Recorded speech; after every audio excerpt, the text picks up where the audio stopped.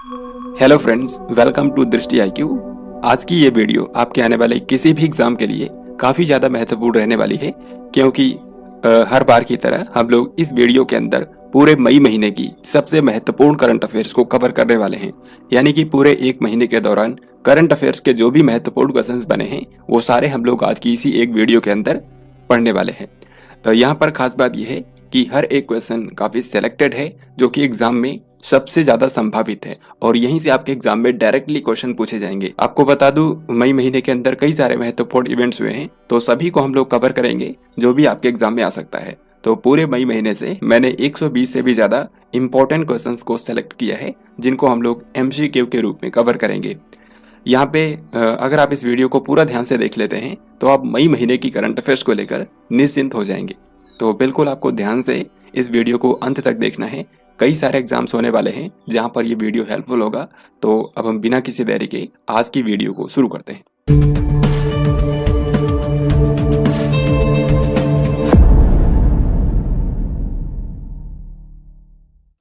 यहाँ पर हर एक क्वेश्चन का आंसर आपको पहले खुद से सोचना है, फिर मैं आपको राइट आंसर बताऊंगा। क्योंकि ऑलरेडी मैंने आपको 4 वीकली वीडियोस के अंदर लगभग 200 से भी ज्यादा क्वेश्चंस मई महीने से कराए थे। तो उन्हीं में से सबसे जो सिलेक्टेड क्वेश्चंस हैं, जो कि सबसे ज्यादा संभावित हैं एग्जाम में आने के लिए, वो मैं आपको यहाँ पर करा रहा हूँ ताकि एग्जाम टाइम में आप जल्दी से पूरे महीने की करंट अफेयर्स को रिवाइज कर पाए। तो यहाँ पर देखिए, आपके सामने सबसे पहला क्वेश्चन है आज का। संघ लोक सेवा आयोग यानी कि यूपीएससी के अध्यक्ष के रूप में किसने शपथ ली है? तो आई होप आपने इसका आंसर कर दिया होगा। यहाँ पर आंसर ऑप्शन ए है, यानी कि मनोज सोनी।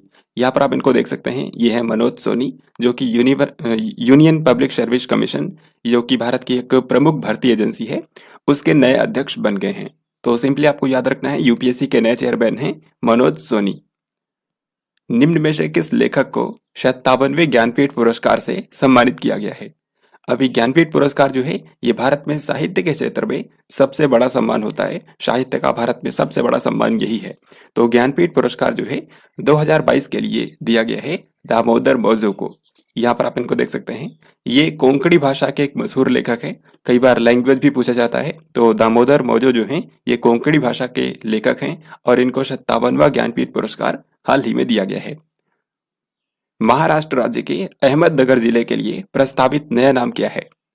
तो अहमदनगर जो जिला है, ये महाराष्ट्र में पड़ता है। यहाँ पर आप इसको मैप के अंदर भी देख सकते हैं, महाराष्ट्र राज्य के अंदर दिखाया गया है। यह है अहमदनगर जिला।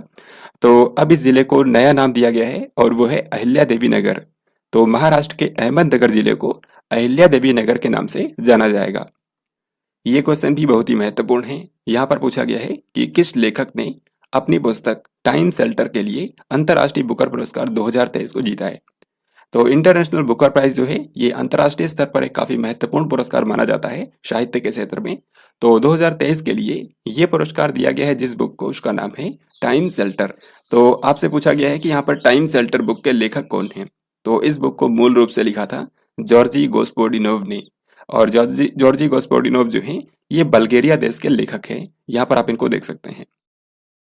त्रिपुरा पर्यटन का ब्रांड एम्बेसडर किसे नियुक्त किया गया है? तो त्रिपुरा, जो कि भारत का एक पूर्वोत्तर राज्य है, यहाँ पे पर्यटन को बढ़ावा देने के लिए त्रिपुरा पर्यटन का ब्रांड एम्बेसडर बनाया गया है सौरभ गांगुली को। सौरभ गांगुली कौन है? ये बीसीसीआई के पूर्व अध्यक्ष हैं और भारत की क्रिकेट टीम के पूर्व कैप्टन भी रह चुके हैं। तो अब त्रिपुरा में पर्यटन को बढ़ावा देने के लिए सौरभ गांगुली को ब्रांड एम्बेसडर के रूप में नियुक्त किया गया है। 9 मई 2023 को बंगाल की खाड़ी में उठे मोचा चक्रवात का नामकरण कौन से देश ने किया है? ये क्वेश्चन भी बहुत ही महत्वपूर्ण है, क्योंकि मोचा साइक्लोन जो है, ये काफी ज्यादा घातक हो गया था और म्यांमार के अंदर इसके चलते 400 से भी ज्यादा लोग मारे गए।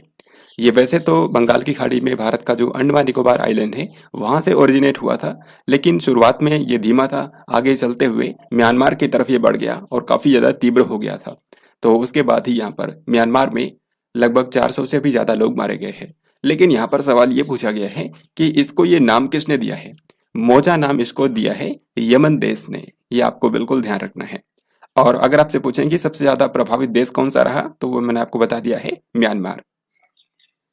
यहाँ पर देखिए, नेक्स्ट क्वेश्चन में यही इसी से रिलेटेड क्वेश्चन पूछा गया है। भारत ने चक्रवात मोजा से प्रभावित म्यांमार के लोगों की सहायता के लिए कौन सा ऑपरेशन चलाया? तो जैसा कि मैंने आपको बताया कि चक्रवात मोचा से म्यांमार के लोग प्रभावित हुए हैं, तो उनकी मदद के लिए भारत सरकार ने एक ऑपरेशन चलाया जिसका नाम था ऑपरेशन गरुड़ा। तो यहाँ पर हमारा आंसर हो जाएगा ऑप्शन नंबर सी। फिर अगला सवाल देखते हैं। केंद्रीय बंदरगाह, नौवहन और जलमार्ग मंत्री सर्बानंद सोनोवाल ने किस देश में शितवे बंदरगाह का उद्घाटन किया है? शितवे बंदरगाह जो है इसके बारे में आपको ऑलरेडी पता होगा। कलादान मल्टी मॉडल प्रोजेक्ट के हिस्से के रूप में म्यांमार के अंदर ये बंदरगाह बनाया गया है और भारत ने इसमें हेल्प की है, यानी कि भारत की सहायता से ये बंदरगाह म्यांमार के अंदर बनाया गया है। तो इस क्वेश्चन का आंसर होगा ऑप्शन नंबर ए। यहाँ पर आप इसको मैप के अंदर भी देख सकते हैं। मैप में इस जगह पर यहाँ पर म्यांमार का सितवे बंदरगाह है जो कि म्यांमार के रखाइन स्टेट में पड़ता है।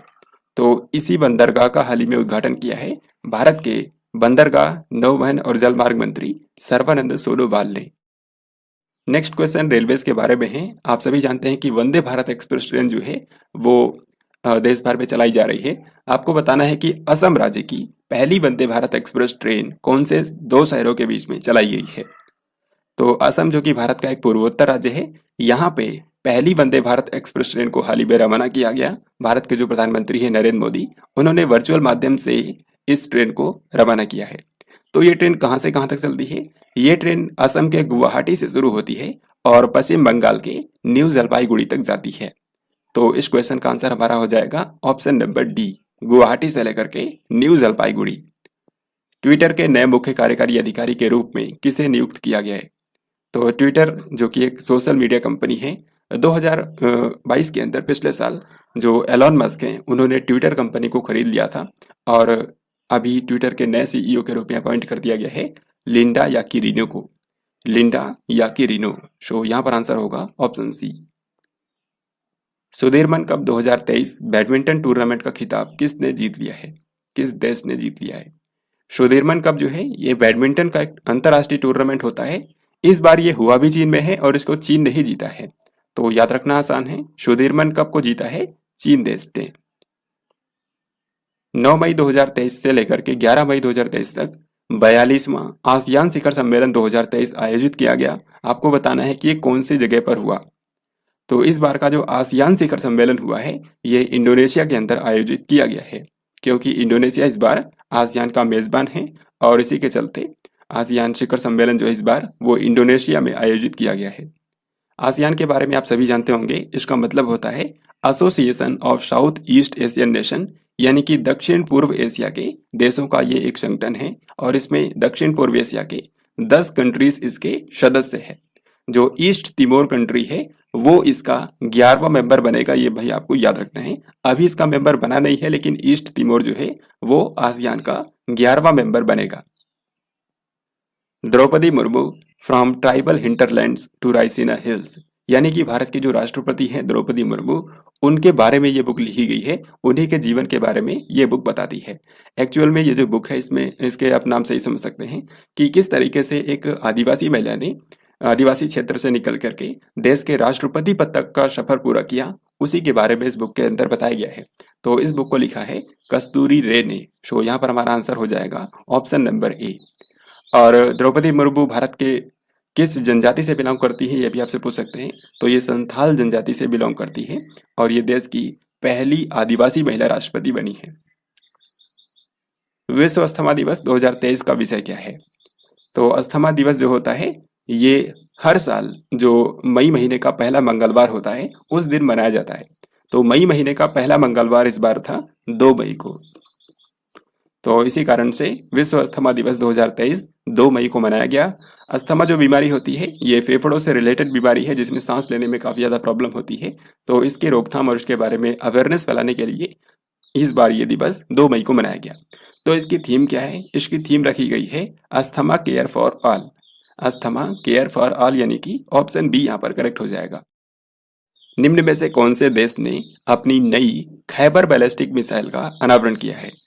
तो खैबर नाम की बैलिस्टिक मिसाइल कौन से देश ने लॉन्च की है ये आपको बताना है। इस मिसाइल को लॉन्च किया है ईरान देश ने। सो यहाँ पर आंसर हो जाएगा ऑप्शन नंबर ए। यहाँ पे आपको बता दूं कि ईरान ने ये जो खैबर बैलिस्टिक मिसाइल लॉन्च की है इसकी मारक क्षमता है 2000 किलोमीटर और ये अपने साथ 1500 किलोग्राम वजन का जो वारहेड है वो ले जाने में भी सक्षम है। इसी तरीके से ईरान ने हाल ही में एक और मिसाइल लॉन्च की है जो कि ईरान की पहली हाइपरसोनिक मिसाइल है और ईरान की पहली हाइपरसोनिक मिसाइल का नाम है फतेह। तो ये भी आपको ध्यान रखना है। ये जून महीने में लॉन्च हुई है, लेकिन मैं आपको यहीं पर बता रहा हूँ। आगे भी इसके बारे में हम लोग क्वेश्चन देखेंगे जून महीने की वीडियो में। गिरीश चंद्र मुर्मू को 4 साल के लिए किस संगठन के बाह्य लेखा परीक्षक के रूप में फिर से नियुक्त कर दिया गया है? तो गिरीश चंद्र मुर्मू कौन है? ये भारत के कंट्रोलर एंड ऑडिटर जनरल हैं, यानी कि नियंत्रक और महालेखा परीक्षक हैं। तो इस समय भारत के जो कैग हैं उनको 4 साल के लिए WHO जो है उसके बाह्य लेखा परीक्षक के रूप में अपॉइंट कर दिया गया है।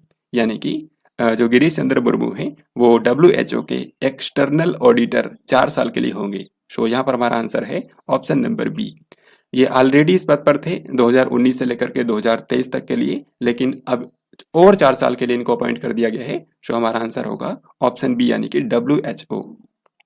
WHO का हेडक्वार्टर जेनेवा स्विट्जरलैंड के अंदर है। राष्ट्रपति द्रौपदी मुर्मू ने किस शहर के अंदर झारखंड उच्च न्यायालय के नए भवन का उद्घाटन किया है? तो झारखंड का जो हाई कोर्ट है उसके नए भवन का उद्घाटन किया है राष्ट्रपति द्रौपदी मुर्मू ने रांची में, और इसके लिए इन्होंने झारखंड में विजिट किया था 3 दिनों के लिए। उसी दौरान इन्होंने झारखंड हाई कोर्ट के नए भवन का उद्घाटन किया है रांची में। केंद्रीय अन्वेषण ब्यूरो यानी कि CBI के नए निदेशक के रूप में किसे नियुक्त किया गया है? सेंट्रल इन्वेस्टिगेशन ब्यूरो यानी कि जो CBI है उसके नए डायरेक्टर के रूप में अपॉइंट कर दिया गया है प्रवीण सूद को। आप सभी जानते हैं कि जो केंद्रीय अन्वेषण ब्यूरो है ये भारत सरकार की प्रमुख जांच एजेंसी है और अभी इसके नए डायरेक्टर बन गए हैं प्रवीण सूद। अब यहाँ पर फ्रेंड्स हम लोग देखेंगे कि मई महीने के अंदर कौन कौन सी सबसे महत्वपूर्ण नियुक्तियां हुई हैं, उनको एक बारी एक साथ देखेंगे। बाकी MCQ के रूप में तो हम लोग कवर ही करेंगे पूरे वीडियो के दौरान, लेकिन यहाँ पर हम लोग उनको एक साथ देखते हैं ताकि याद रखने में भी आसानी हो। जैसे कि यहाँ पर पूछा गया है कर्नाटक के मुख्यमंत्री कौन हैं, भारत के विधि और न्याय मंत्री कौन बने हैं, तो इनको आप एक बार खुद से सोचें, फिर उसके बाद मैं आपको बताता हूँ। तो यहाँ पर देखिए कर्नाटक के नए मुख्यमंत्री बन गए हैं सिद्धरमैया। एक्चुअल में कर्नाटक के अंदर विधानसभा चुनाव हुआ है जो कि इसी वीडियो में मैं आपको आगे बताऊंगा क्योंकि मई महीने में ही हुआ था। तो सिद्धरमैया जो कि कांग्रेस पार्टी के हैं, इन्होंने कर्नाटक के नए मुख्यमंत्री के रूप में शपथ ली है। फिर इसके अलावा केंद्रीय मंत्रिमंडल के अंदर कुछ फेरबदल किया गया है जिसके चलते 2 केंद्रीय मंत्रियों में बदलाव हुआ है। एक तो भारत के जो नए कानून मंत्री हैं उनका नाम है अर्जुन राम मेघवाल, और भारत के जो नए पृथ्वी विज्ञान मंत्री बने हैं उनका नाम है किरण रिजिजू। आप जानते होंगे अभी तक किरण रिजिजू भारत के कानून मंत्री थे, लेकिन अब इनको पृथ्वी विज्ञान मंत्री बनाया गया है और कानून मंत्रालय का जो प्रभार है वो दिया गया है अर्जुन राम मेघवाल को।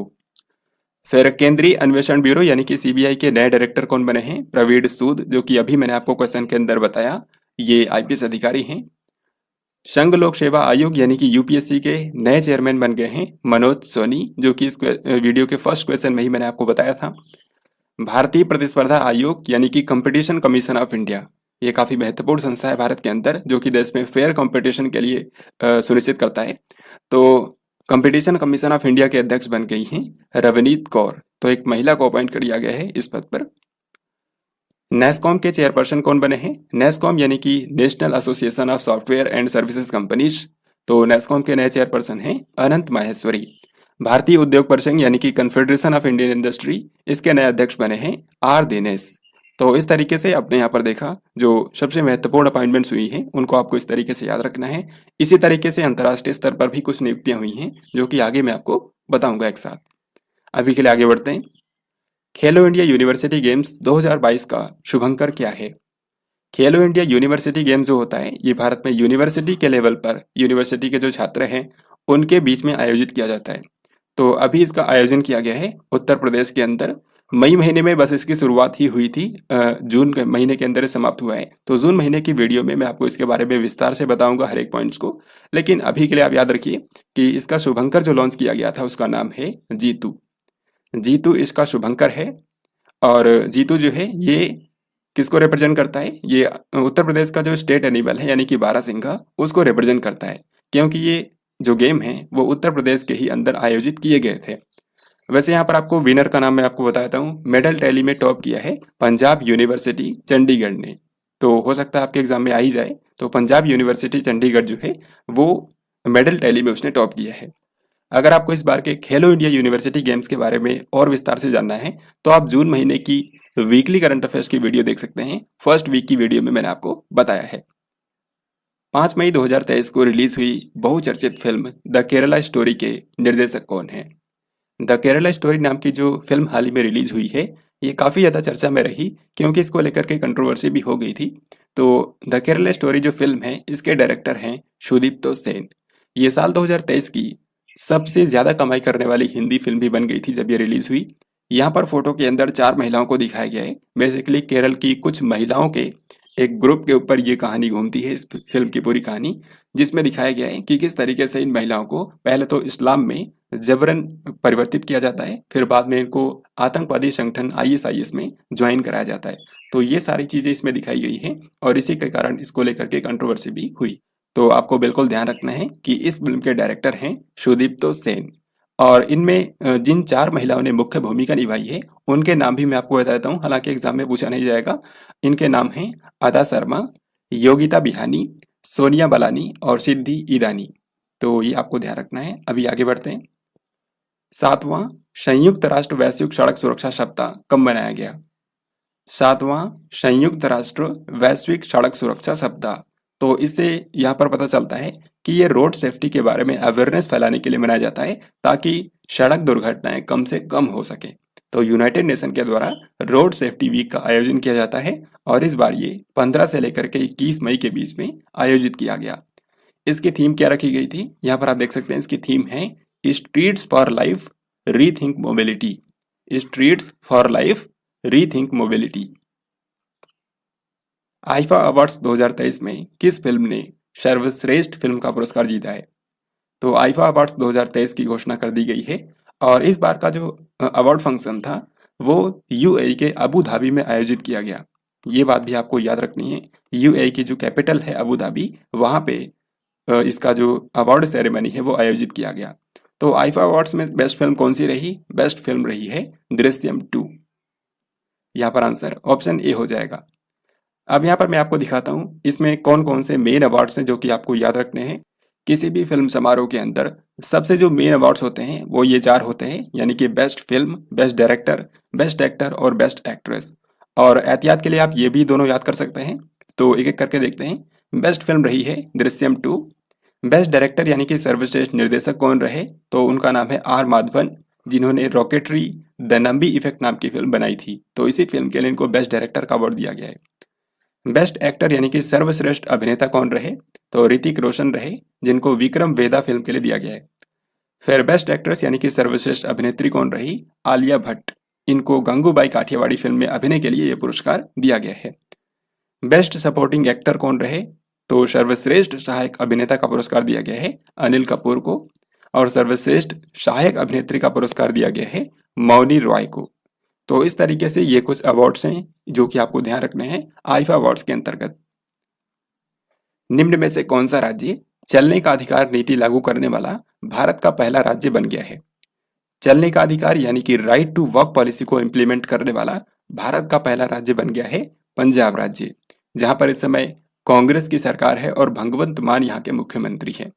तो पंजाब राज्य ने राइट टू वर्क पॉलिसी को इंप्लीमेंट किया है, जिसके तहत एजेंसियों के लिए ये अनिवार्य किया गया है कि जो भविष्य की सड़क परियोजनाएं होंगी उनमें लोग सुरक्षित तरीके से सड़कों पर चल सकें। इसके लिए उनको पैदल चलने के लिए फुटपाथ का रास्ता देना होगा, साथ ही साइकिल ट्रैक भी बनाना होगा सड़क पर, ताकि लोग सड़कों पर सुरक्षित तरीके से चल सके। तो ये आपको ध्यान रखना है कि पंजाब भारत का पहला राज्य है जिसने राइट टू वर्क पॉलिसी को इंप्लीमेंट किया है। निम्न में से कौन सी वो जगह है जहां पर पहला आसियान भारत समुद्री अभ्यास आयोजित किया गया है? आसियान भारत समुद्री अभ्यास। तो आसियान जो कंट्रीज हैं, मैंने आपको 10 कंट्रीज बताए थे। साउथ ईस्ट एशिया के अंदर जो 10 देश हैं वो कंट्रीज और भारत के बीच में पहली बार समुद्री अभ्यास हुआ है और इसको नाम दिया गया है आसियान इंडिया मैरीटाइम एक्सरसाइज। तो ये अभ्यास दक्षिण चीन सागर में आयोजित किया गया था। तो यहाँ पर हमारा आंसर होगा ऑप्शन नंबर डी। यहाँ पर अगर आपसे पूछें कि भारत का कौन सा वो जहाज है जो कि इसमें शामिल होने के लिए गया था, तो भारत के उस नौसेना जहाज का नाम है आईएनएस सतपुड़ा। तो ये बात भी आपको याद रखनी है। 1 से लेकर के 5 दिसंबर तक वैश्विक आयुर्वेद महोत्सव का 5वां संस्करण किस शहर में आयोजित किया जाएगा? ग्लोबल आयुर्वेद फेस्टिवल जो है ये आयुर्वेद से रिलेटेड जो चुनौतियां हैं उनसे निपटने के लिए चर्चा की जाएगी यहाँ पर। तो ग्लोबल आयुर्वेद फेस्टिवल का जो 5वां एडिशन होगा वो इस साल दिसंबर महीने में होने वाला है, लेकिन ये कहाँ पर होगा ये पूछा गया है। ये आयोजित किया जाएगा केरल की राजधानी तिरुवनंतपुरम में। सो यहाँ पर हमारा आंसर है ऑप्शन नंबर डी। और यहाँ पर आप इसकी थीम भी देख सकते हैं। इसकी थीम है emerging challenges in health care and A resurgent Ayurveda. हालांकि थीम एग्जाम में नहीं पूछी जाएगी, लेकिन फिर भी आप इसको पढ़ सकते हैं कि किस टॉपिक पर इस बार का आयुर्वेद महोत्सव आयोजित किया जाएगा। लंदन में किंग चार्ल्स तृतीय और रानी कैमिला के राज्याभिषेक समारोह में भारत की तरफ से किसने हिस्सा लिया? यह क्वेश्चन काफी ज्यादा महत्वपूर्ण है। लंदन के अंदर आप जानते हैं कि पिछले साल जो ब्रिटेन की महारानी थी एलिजाबेथ द्वितीय, उनकी डेथ हो गई थी और उनकी डेथ के बाद उनके जो बेटे थे यानी कि चार्ल्स तृतीय, उनको ब्रिटेन का सम्राट घोषित कर दिया गया था, यानी कि वो वहाँ के किंग बन गए थे। और इसी के चलते चार्ल्स तृतीय की जो पत्नी है वो कैमिला जिनका नाम है वो बन गई थी क्वीन। तो किंग चार्ल्स तृतीय और रानी कैमिला ने पद तो संभाल लिया था पिछले साल ही, लेकिन राज्याभिषेक समारोह नहीं हुआ था। तो हाल ही में औपचारिक राज्याभिषेक समारोह का आयोजन किया गया था लंदन के अंदर, और इसमें दुनिया भर के कई सारे लीडर्स आए हुए थे। भारत की तरफ से भेजा गया था जगदीप धनखड़ को, जो कि भारत के उपराष्ट्रपति हैं। तो यहाँ पर हमारा आंसर है option number C. Laureus world sports man of the year 2023 का पुरस्कार किसने जीता है? लॉरियस वर्ल्ड स्पोर्ट अवार्ड जो होता है ये खेल जगत में एक उत्कृष्ट पुरस्कार होता है, और जो भी पूरे साल भर के दौरान जिन भी खिलाड़ियों ने सबसे बेहतरीन प्रदर्शन किया है उनको ये सम्मान दिया जाता है। Laureus world sports man of the year का मतलब ये है कि पूरे साल के दौरान सबसे बेस्ट खिलाड़ी कौन रहे, तो उनका नाम है लियोनेल मेसी। ये अर्जेंटीना की टीम जो है, अर्जेंटीना की जो फुटबॉल टीम है उसके कैप्टन हैं लियोनेल मेसी, जिनको इस बार sports man of the year के रूप में चुना गया है। इसी तरीके से यहाँ पर आप देख सकते हैं Laureus world sports women of the year का पुरस्कार दिया गया है सैली एन फ्रेजर प्रीस को, जो कि जमैका देश की हैं और ये एक तेज धाविका हैं जमैका कंट्री की। तो इस तरीके से आपको इन दोनों लोगों के नाम याद रखने हैं। एक बार मैं आपको फिर से बता देता हूँ। Laureus world sports man of the year का पुरस्कार दिया गया है अर्जेंटीना की फुटबॉल टीम के कैप्टन लियोनेल मेसी को, और Laureus world sports women of the year का पुरस्कार दिया गया है जमैका की धाविका सैली एन फ्रेजर प्रीस को। भारतीय नौसेना के जहाज INS मगर को हाल ही में सेवा मुक्त कर दिया गया है। इसे किस वर्ष कमीशन किया गया था?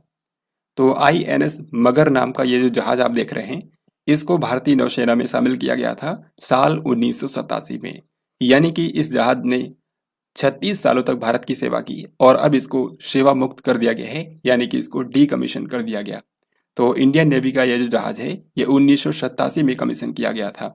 और आपको बता दूं कि जो भारत का GRSE है शिपयार्ड है ये, जो कि कोलकाता में बेस्ड है, और ये जहाजें बनाता है GRSE यानी कि garden rich ship builders and engineers limited. तो इसी ने इस जहाज को बनाया था। भारतीय सेना की गजराज कोर ने किस राज्य के अंदर जल राहत नामक एक संयुक्त बाढ़ राहत अभ्यास आयोजित किया है? आप जानते हैं कि देश के अलग अलग हिस्सों में समय समय पर बाढ़ आ जाती है और फिर उसके बाद वहां पर रेस्क्यू ऑपरेशन चलाया जाता है, और अगर जो अथॉरिटीज हैं उनके बीच में प्रॉपर कोऑर्डिनेशन ना हो तो फिर रेस्क्यू ऑपरेशन में काफी प्रॉब्लम आती है, अच्छे तरीके से वो नहीं हो पाता है, जहां पर हम लोग ज्यादा लोगों की जान बचा सकते हैं अगर प्रॉपर कोऑर्डिनेशन हो तो। जैसे कि NDRF की टीम होती है, इसी तरीके से राज्य में राज्य आपदा प्रतिक्रिया बल होता है जिसको SDRF बोलते हैं, जिला आपदा प्रबंधन प्राधिकरण होता है। तो अगर इन सबके बीच में प्रॉपर कोऑर्डिनेशन होगा तो ज्यादा से ज्यादा लोगों की जान बचाई जा सकती है। तो इसी चीज को ध्यान में रखते हुए भारतीय सेना की जो गजराज कोर है उसने हाल ही में संयुक्त बाढ़ राहत अभ्यास का आयोजन किया, जहां पर अलग अलग अथॉरिटीज के बीच में कोऑर्डिनेशन बनाने की जो प्रैक्टिस है वो की गई। तो इस अभ्यास को नाम दिया गया था जल राहत अभ्यास, और ये असम के मानस नदी में आयोजित किया गया था। असम के मानस नदी में ये जल राहत अभ्यास का आयोजन किया था भारतीय सेना की गजराज कोर ने। नेक्स्ट क्वेश्चन रेलवेज के बारे में है। यहाँ पर आपसे पूछा गया है कि 23 मई 2023 को भारत ने किस देश को 20 ब्रॉडगेज इंजन सौंपे हैं? तो हाल ही में भारत से 20 ब्रॉडगेज इंजन बांग्लादेश को हैंडओवर किए गए हैं। सो यहाँ पर हमारा आंसर हो जाएगा ऑप्शन नंबर डी। इसके लिए बांग्लादेश ने भारत के साथ में समझौता किया था, तो भारत ने अभी 20 ब्रॉडगेज इंजन बांग्लादेश को डिलीवर कर दिए हैं। 18 मई 2023 को प्रधानमंत्री नरेंद्र मोदी ने किस शहर के अंदर अंतर्राष्ट्रीय संग्रहालय एक्सपो 2023 का उद्घाटन किया है? अंतर्राष्ट्रीय संग्रहालय दिवस जो है वो हर साल 18 मई को मनाया जाता है और इसी के अवसर पर पीएम नरेंद्र मोदी ने नई दिल्ली के प्रगति मैदान में अंतर्राष्ट्रीय संग्रहालय एक्सपो 2023 का उद्घाटन किया। तो यहाँ पर आंसर है नई दिल्ली। तो यह इवेंट नई दिल्ली के प्रगति मैदान में आयोजित किया गया था। 28 मई 2023 को नवनिर्मित संसद भवन राष्ट्र को किसने समर्पित किया है? तो भारत की नई पार्लियामेंट बिल्डिंग का निर्माण किया गया है और पीएम नरेंद्र मोदी ने इसका उद्घाटन किया है। तो यहाँ पर आंसर हो जाएगा ऑप्शन ए।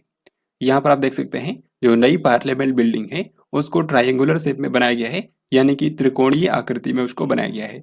जबकि जो पुरानी बिल्डिंग थी, संसद भवन की पुरानी बिल्डिंग थी, उसको सर्कुलर शेप में बनाया गया था। तो हाल ही में पीएम मोदी ने इसका उद्घाटन किया है। नई पार्लियामेंट बिल्डिंग से रिलेटेड ये कुछ महत्वपूर्ण पॉइंट्स हैं जो कि आपको याद रखते हैं। सबसे पहली बात ये कि अगर आपसे पूछें कि इसका वास्तुकार कौन है, नई पार्लियामेंट बिल्डिंग के वास्तुकार कौन है, तो उनका नाम है बिमल पटेल। नई पार्लियामेंट बिल्डिंग जो है ये 65,000 वर्ग मीटर में फैली है और इसको सेंट्रल विस्टा पुनर्विकास परियोजना के तहत बनाया गया है।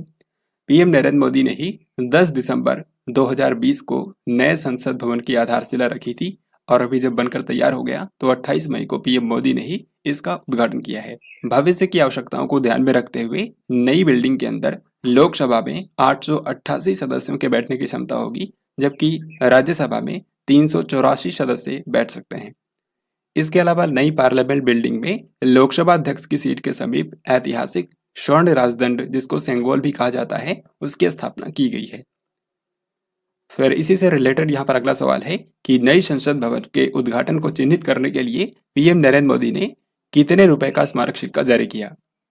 तो प्रधानमंत्री नरेंद्र मोदी ने नई संसद भवन के उद्घाटन को चिन्हित करने के लिए 75 रुपीज का एक कॉइन जारी किया है, जिसको आप यहाँ पर देख सकते हैं।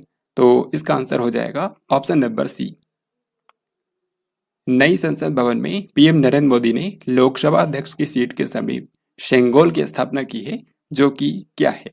तो सेंगोल एक राजदंड होता है जो कि सत्ता हस्तांतरण का प्रतीक होता है। तो ये अभी तक म्यूजियम, प्रयागराज के अंदर म्यूजियम में रखा गया था। अभी वहां से इसको निकाल करके संसद भवन में जो लोकसभा अध्यक्ष की सीट है उसके पास में ही इसको स्थापित किया गया है पीएम नरेंद्र मोदी के द्वारा। जम्मू कश्मीर के बाद अब भारत के किस राज्य में लिथियम के भंडार की खोज की गई है? अगर आपसे पूछा जाता है कि भारत में सबसे पहले लिथियम के भंडार की खोज कहां पर हुई, तो वो है जम्मू कश्मीर। और जम्मू कश्मीर के अंदर भी रियासी जिले के अंदर ये खोजा गया था। और उसके बाद अब राजस्थान के अंदर भी लिथियम के भंडार की खोज की गई है। राजस्थान के नागौर जिले में जो डेगाना नगर पालिका है वहीं पर यहाँ पर लिथियम के भंडार मिले हैं। भारत और इंडोनेशिया के बीच में चौथा द्विपक्षीय नौसैनिक अभ्यास समुद्र शक्ति 2023 कहां पर आयोजित किया गया? समुद्र शक्ति नाम का जो अभ्यास होता है ये भारत और इंडोनेशिया की नौसेना के बीच में आयोजित किया जाता है।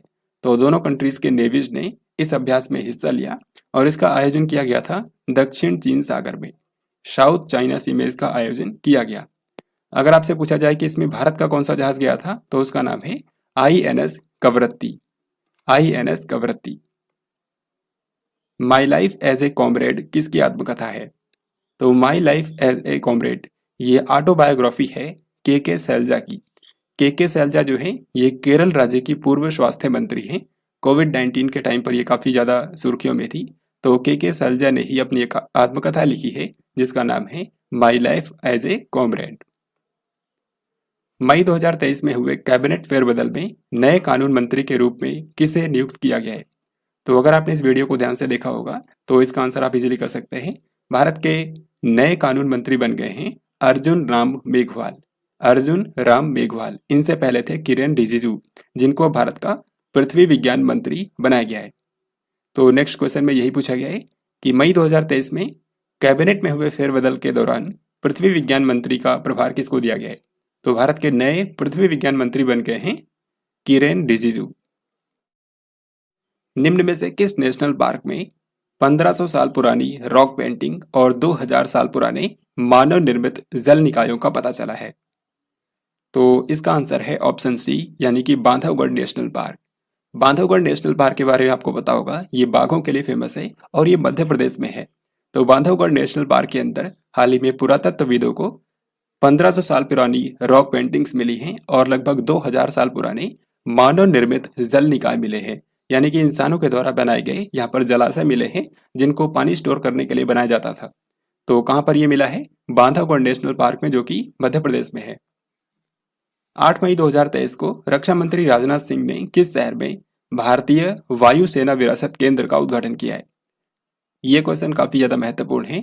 भारतीय वायुसेना के इतिहास को दर्शाता ये जो विरासत केंद्र बनाया गया है, ये भारतीय वायुसेना का अपनी तरह का पहला विरासत केंद्र है, जो कि चंडीगढ़ में स्थापित किया गया है। तो इसके लिए बीते साल चंडीगढ़ केंद्र शासित प्रदेश और भारतीय वायुसेना के बीच में समझौता किया गया था और अभी जब ये सेंटर बनकर तैयार हुआ है तो भारत के रक्षा मंत्री राजनाथ सिंह ने इसका उद्घाटन किया है। यह जो भारतीय वायुसेना विरासत केंद्र बनाया गया है, हेरिटेज सेंटर, ये 17,000 वर्ग फुट के अंदर फैला हुआ है चंडीगढ़ में। किस देश की तेज गेंदबाज शबनीम इस्माइल ने अंतरराष्ट्रीय क्रिकेट से संन्यास की घोषणा कर दी है? तो शबनीम इस्माइल, जिनको आप यहाँ पर देख सकते हैं, ये दक्षिण अफ्रीका की तेज गेंदबाज हैं, लेकिन हाल ही में इन्होंने अंतरराष्ट्रीय क्रिकेट से संन्यास ले लिया है। तो यहाँ पर आंसर हो जाएगा ऑप्शन नंबर डी। कोयला मंत्री प्रहलाद जोशी ने किस शहर के अंदर खनन स्टार्टअप शिखर सम्मेलन का उद्घाटन किया है? तो भारत में पहली बार खनन स्टार्टअप शिखर सम्मेलन का आयोजन किया गया, यानी कि माइनिंग स्टार्टअप समिट। और ये कहाँ पर हुआ है? ये मुंबई के अंदर आयोजित किया गया है। बेसिकली भारत का जो खान मंत्रालय है उसने IIT बॉम्बे के साथ में सहयोग किया था इसके लिए, और मुंबई के अंदर पहली बार खनन स्टार्टअप शिखर सम्मेलन का आयोजन किया गया। इस इवेंट का उद्घाटन किया था भारत के खान मंत्री प्रहलाद जोशी ने। मलेशिया मास्टर्स 2023 बैडमिंटन टूर्नामेंट का पुरुष एकल खिताब किसने जीता है? तो मलेशिया मास्टर्स जो है ये एक बैडमिंटन का टूर्नामेंट हाल ही में हुआ है और इसमें पुरुष एकल को एक भारतीय खिलाड़ी ने जीत लिया है, जिनका नाम है HS प्रणय। तो इसी कारण से ये क्वेश्चन काफी महत्वपूर्ण हो जाता है, क्योंकि किसी भारतीय बैडमिंटन खिलाड़ी ने मलेशिया मास्टर्स 2023 का खिताब जीता है। इन्होंने चीन के खिलाड़ी को हराया था, उनका नाम महत्वपूर्ण नहीं है, लेकिन विजेता कौन बने हैं ये आपको याद रखना है, HS प्रणय। इसी तरीके से जो महिला वर्ग हुआ है, महिला वर्ग में जीता है जापान की अकाने यामागुची ने। तो ये भी आप याद कर सकते हैं। 20 मई 2023 को कर्नाटक के नए मुख्यमंत्री के रूप में किसने शपथ ली है? तो कर्नाटक राज्य के नए मुख्यमंत्री बन गए हैं सिद्धरमैया। तो यहाँ पर आंसर होगा ऑप्शन ए, क्योंकि कर्नाटक में कांग्रेस की सरकार बनी है और यहाँ के नए मुख्यमंत्री चुने गए हैं सिद्धरमैया। अब यहाँ पर मैं आपको दिखाता हूँ, जैसा कि मैंने आपको बताया था कि कर्नाटक राज्य के अंदर हाल ही में विधानसभा चुनाव हुए हैं, तो वहाँ पे क्या हुआ है ये हम लोग देखते हैं। कर्नाटक विधानसभा के अंदर टोटल विधानसभा सीटों की संख्या है 224 और बहुमत के लिए 113 सीटों की जरूरत थी। फिर इसके बाद 13 मई को मतगणना हुई और रिजल्ट आपके सामने है। यहाँ पर कांग्रेस पार्टी ने बहुमत हासिल किया है, क्योंकि इसने सर्वाधिक 135 सीटें जीती है। फिर भारतीय जनता पार्टी दूसरे नंबर पर रही, जिसने 66 सीटें जीती हैं। तो कम से कम आपको ये दो बातें याद रखनी है। तो इसके बाद जब रिजल्ट जारी हुआ, अब यहाँ के नए मुख्यमंत्री बन गए हैं सिद्धरमैया, जो कि कांग्रेस पार्टी के हैं, और इसी तरीके से कर्नाटक के नए उप मुख्यमंत्री बने हैं DK शिवकुमार। तो ये भी कांग्रेस पार्टी के ही है। विश्व स्नूकर चैंपियनशिप 2023 का खिताब किसने जीत लिया है? तो स्नूकर के अंदर जो विश्व चैंपियनशिप हुई वो इंग्लैंड के अंदर आयोजित की गई थी और इसको जीत लिया है लूका ब्रेसल ने। लूका ब्रेसल कहाँ से हैं? ये बेल्जियम के खिलाड़ी हैं और इन्होंने 4 बार के चैंपियन मार्क सेल्बी को हरा दिया है। तो विजेता का नाम आपको याद रखना है, लूका ब्रेसल, जो कि बेल्जियम के हैं। राष्ट्रीय विनिर्माण नवाचार सर्वेक्षण 2021-22 में किस राज्य को सबसे अभिनव राज्य का दर्जा दिया गया है? तो हाल ही में भारत के विज्ञान और प्रौद्योगिकी विभाग ने नेशनल मैन्युफैक्चरिंग इनोवेशन सर्वे 2021-22 को जारी किया है और इससे पता चलता है कि भारत का मोस्ट इनोवेटिव स्टेट है कर्नाटक राज्य। तो कर्नाटक को सबसे अभिनव राज्य का दर्जा दिया गया है। अंतर्राष्ट्रीय संग्रहालय दिवस कब मनाया जाता है? तो इंटरनेशनल म्यूजियम डे जो है ये संग्रहालयों के महत्व के बारे में जागरूकता बढ़ाने के लिए हर साल 18 मई को मनाया जाता है। तो यहाँ पर आंसर हो जाएगा ऑप्शन नंबर सी। इस बार के अंतर्राष्ट्रीय संग्रहालय दिवस की थीम रखी गई है म्यूजियम्स सस्टेनेबिलिटी एंड वेलबींग, यानी कि संग्रहालय, स्थिरता और भलाई। और मैंने आपको ये भी बताया था इसी वीडियो के अंदर कि इसी दौरान पीएम नरेंद्र मोदी ने नई दिल्ली के प्रगति मैदान में अंतर्राष्ट्रीय संग्रहालय एक्सपो का भी उद्घाटन किया था। निम्न में से किस मंत्रालय ने पोषण भी पढ़ाई भी नाम से अभियान शुरू किया है? तो इसका आंसर आप आसानी से कर सकते हैं। पोषण भी पढ़ाई भी नाम का जो अभियान है, ये जो छोटी आयु के बच्चे हैं उनके समग्र विकास को सुनिश्चित करने के लिए शुरू किया गया है। तो भारत का जो महिला और बाल विकास मंत्र है, जिसकी मंत्री हैं स्मृति ईरानी, तो उन्होंने ही इसको लॉन्च किया है। सो यहाँ पर हमारा आंसर होगा ऑप्शन सी, महिला और बाल विकास मंत्रालय। हाल ही में 3 और 4 मई को शंघाई सहयोग संगठन के विदेश मंत्रियों की बैठक किस राज्य में आयोजित की गई है? तो शंघाई सहयोग संगठन यानी कि एससीओ के जो विदेश मंत्री हैं, उनकी मीटिंग हाल ही में हुई है गोवा राज्य के अंदर। क्योंकि 2023 में एससीओ का मेजबान भारत है, इसी कारण से भारत की मेजबानी में गोवा राज्य के अंदर इसका आयोजन किया गया है। और यहाँ पर आप देख सकते हैं, इसमें एससीओ कंट्रीज के विदेश मंत्री शामिल हुए थे और भारत के विदेश मंत्री डॉक्टर एस जयशंकर ने इस मीटिंग की अध्यक्षता की। T20 क्रिकेट में 300 विकेट लेने वाले पहले भारतीय गेंदबाज कौन बन गए हैं? तो T20 क्रिकेट के इतिहास में सर्वाधिक 300 विकेट लेने वाले जो भारतीय खिलाड़ी बने हैं, उनका नाम है युजवेंद्र चहल। युजवेंद्र चहल ने T20 क्रिकेट में सर्वाधिक 300 विकेट लिए हैं। 4 मई 2023 को केंद्र सरकार ने किस राज्य के अंदर अनुच्छेद 355 को लागू किया था? तो इसका सही उत्तर है ऑप्शन नंबर बी, यानी कि मणिपुर। क्योंकि मणिपुर राज्य के अंदर हाल ही में काफी ज्यादा हिंसा हुई और इसके चलते मणिपुर राज्य की सुरक्षा केंद्र सरकार ने अपने हाथों में लेने के लिए आर्टिकल नंबर 355 वहां पे लागू किया था। तो इसका आंसर है ऑप्शन बी, यानी कि मणिपुर। 19 से लेकर के 24 मई तक प्रधानमंत्री नरेंद्र मोदी की विदेश यात्रा में कौन से देश शामिल थे? तो भारत के प्रधानमंत्री नरेंद्र मोदी ने 19 से लेकर के 24 मई तक 3 देशों की यात्रा की है। तो ये 3 देश कौन कौन से हैं? एक तो है जापान, दूसरा है पापुआ न्यू गिनी और तीसरा है ऑस्ट्रेलिया। इनमें से पापुआ न्यू गिनी जो कंट्री है, यहाँ पर भारत का कोई भी प्रधानमंत्री पहली बार गया है। तो किसी भी भारतीय प्रधानमंत्री की पहली पापुआ न्यू गिनी की यात्रा इसमें हुई है। तो जापान, पापुआ न्यू गिनी और ऑस्ट्रेलिया की यात्रा पर पीएम नरेंद्र मोदी गए हुए थे। इस यात्रा में क्या क्या हुआ, यहाँ पर आप देख सकते हैं। पीएम नरेंद्र मोदी ने सबसे पहले जापान में विजिट किया, क्योंकि जापान के अंदर G7 शिखर सम्मेलन का आयोजन किया गया था और भारत को एक गेस्ट कंट्री के रूप में इनवाइट किया गया था। तो 49वां G7 शिखर सम्मेलन कहाँ पर हुआ है? जापान के हिरोशिमा शहर में। तो यहीं पर पीएम मोदी ने इसमें विजिट किया। इसके अलावा जापान के हिरोशिमा में ही तीसरा क्वाड लीडर समिट भी हुआ था। क्वाड में 4 देश आते हैं, भारत, ऑस्ट्रेलिया, जापान और अमेरिका। तो इन चारों देशों का जो लीडर्स का सम्मेलन हुआ, वो भी हिरोशिमा जापान के अंदर ही आयोजित किया गया था। फिर इसके अलावा जब पीएम मोदी जापान में थे, तो जापान के हिरोशिमा में उन्होंने महात्मा गांधी की एक प्रतिमा का भी अनावरण किया। फिर इसके बाद PM Narendra Modi Papua New Guinea की यात्रा पर गए। वहां पर इन्होंने forum for India Pacific islands corporation के तीसरे शिखर सम्मेलन में हिस्सा लिया।